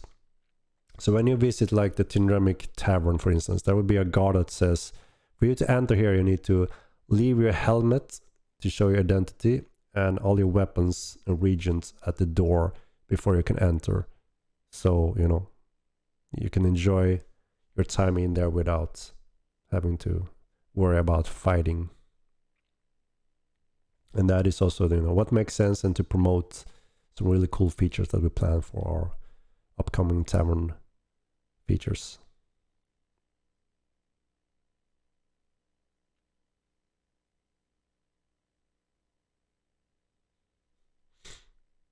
We'll be able to fix some skills to GIFs not doing anything until reload. Yeah, those are bugs, and as long as we have the reported and inner system, we tend to fix those for, you know, now during beta. So they're fixed for release. No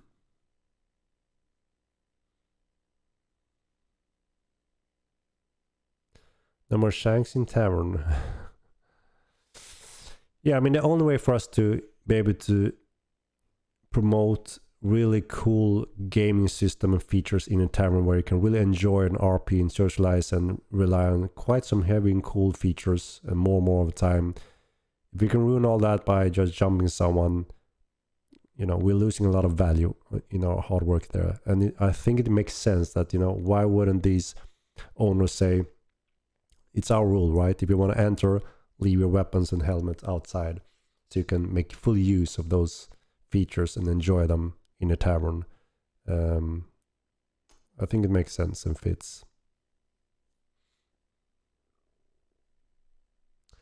Will the stables get some guards? Yeah, I hear that those, some of those are dangerous locations, so we will look into that to see if we can secure them if needed.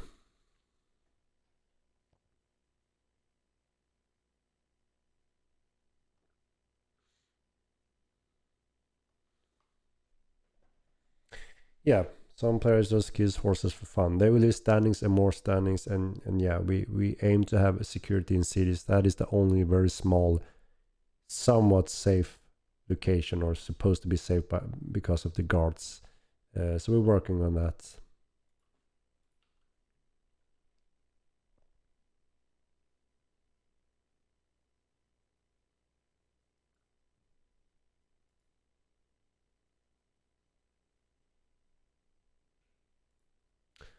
And it's I'm hitting my 3-hour mark, so I'm actually gonna be ending the stream for tonight. I'm getting a little headache as well, so I think I need some rest. But yeah, 3 hours should be a good mark for me to call the day. Have I played Exanima? No, but I have seen it. It looks really cool.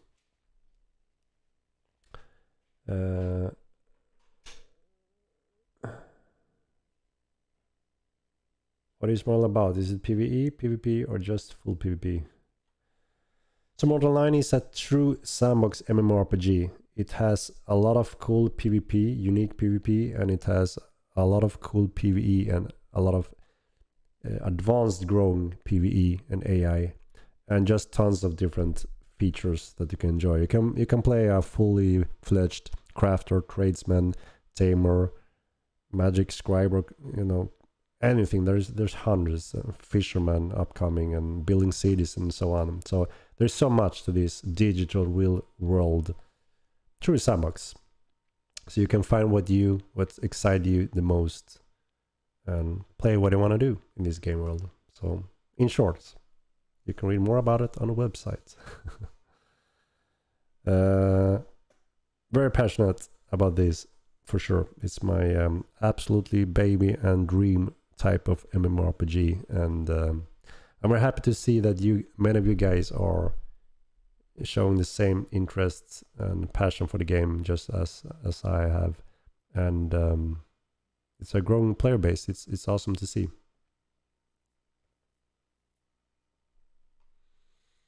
So yeah, it's gonna be exciting, very exciting future for this true sandbox genre. Hopefully, we will show the world together that you can offer something more exciting and challenging for the players, and hopefully we will be able to run this successfully as well. That is obviously the end goal, to be able to continue on this journey and make it even better and greater over time. This game is my last hope for a good MMO. If this flop, I'm done.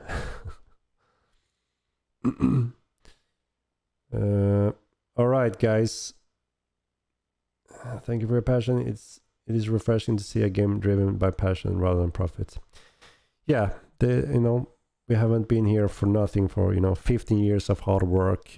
I strongly believe in this project and game, and the latest stress test has shown us that this can become big and very successful and have a very exciting future. So any sandbox MMORPG lovers out there should be excited, at least for this title. I think it will bring a lot of exciting future ahead in this game. Alright, with that said, I'm gonna see if I can do a little raid. So if you want to see a little in-game action, is there any streamer you would like to look at? I see we have 2 streamers actually, Lyrics and that guy Trebsky. What do you say? Should we do a little raid? Who do you want to join? Lyrics. Alright, let's do it.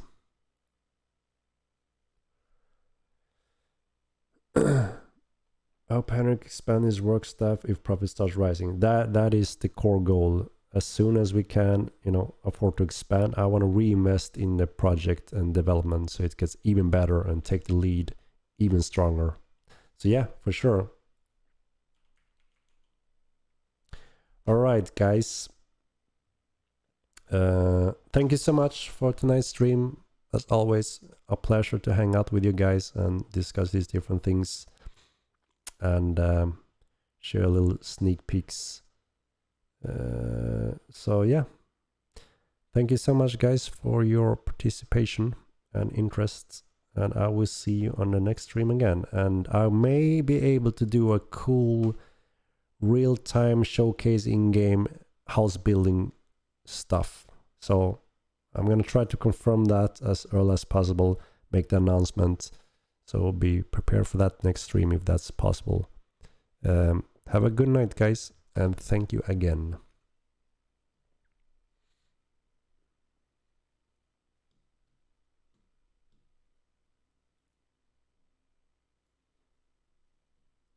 All right, good night.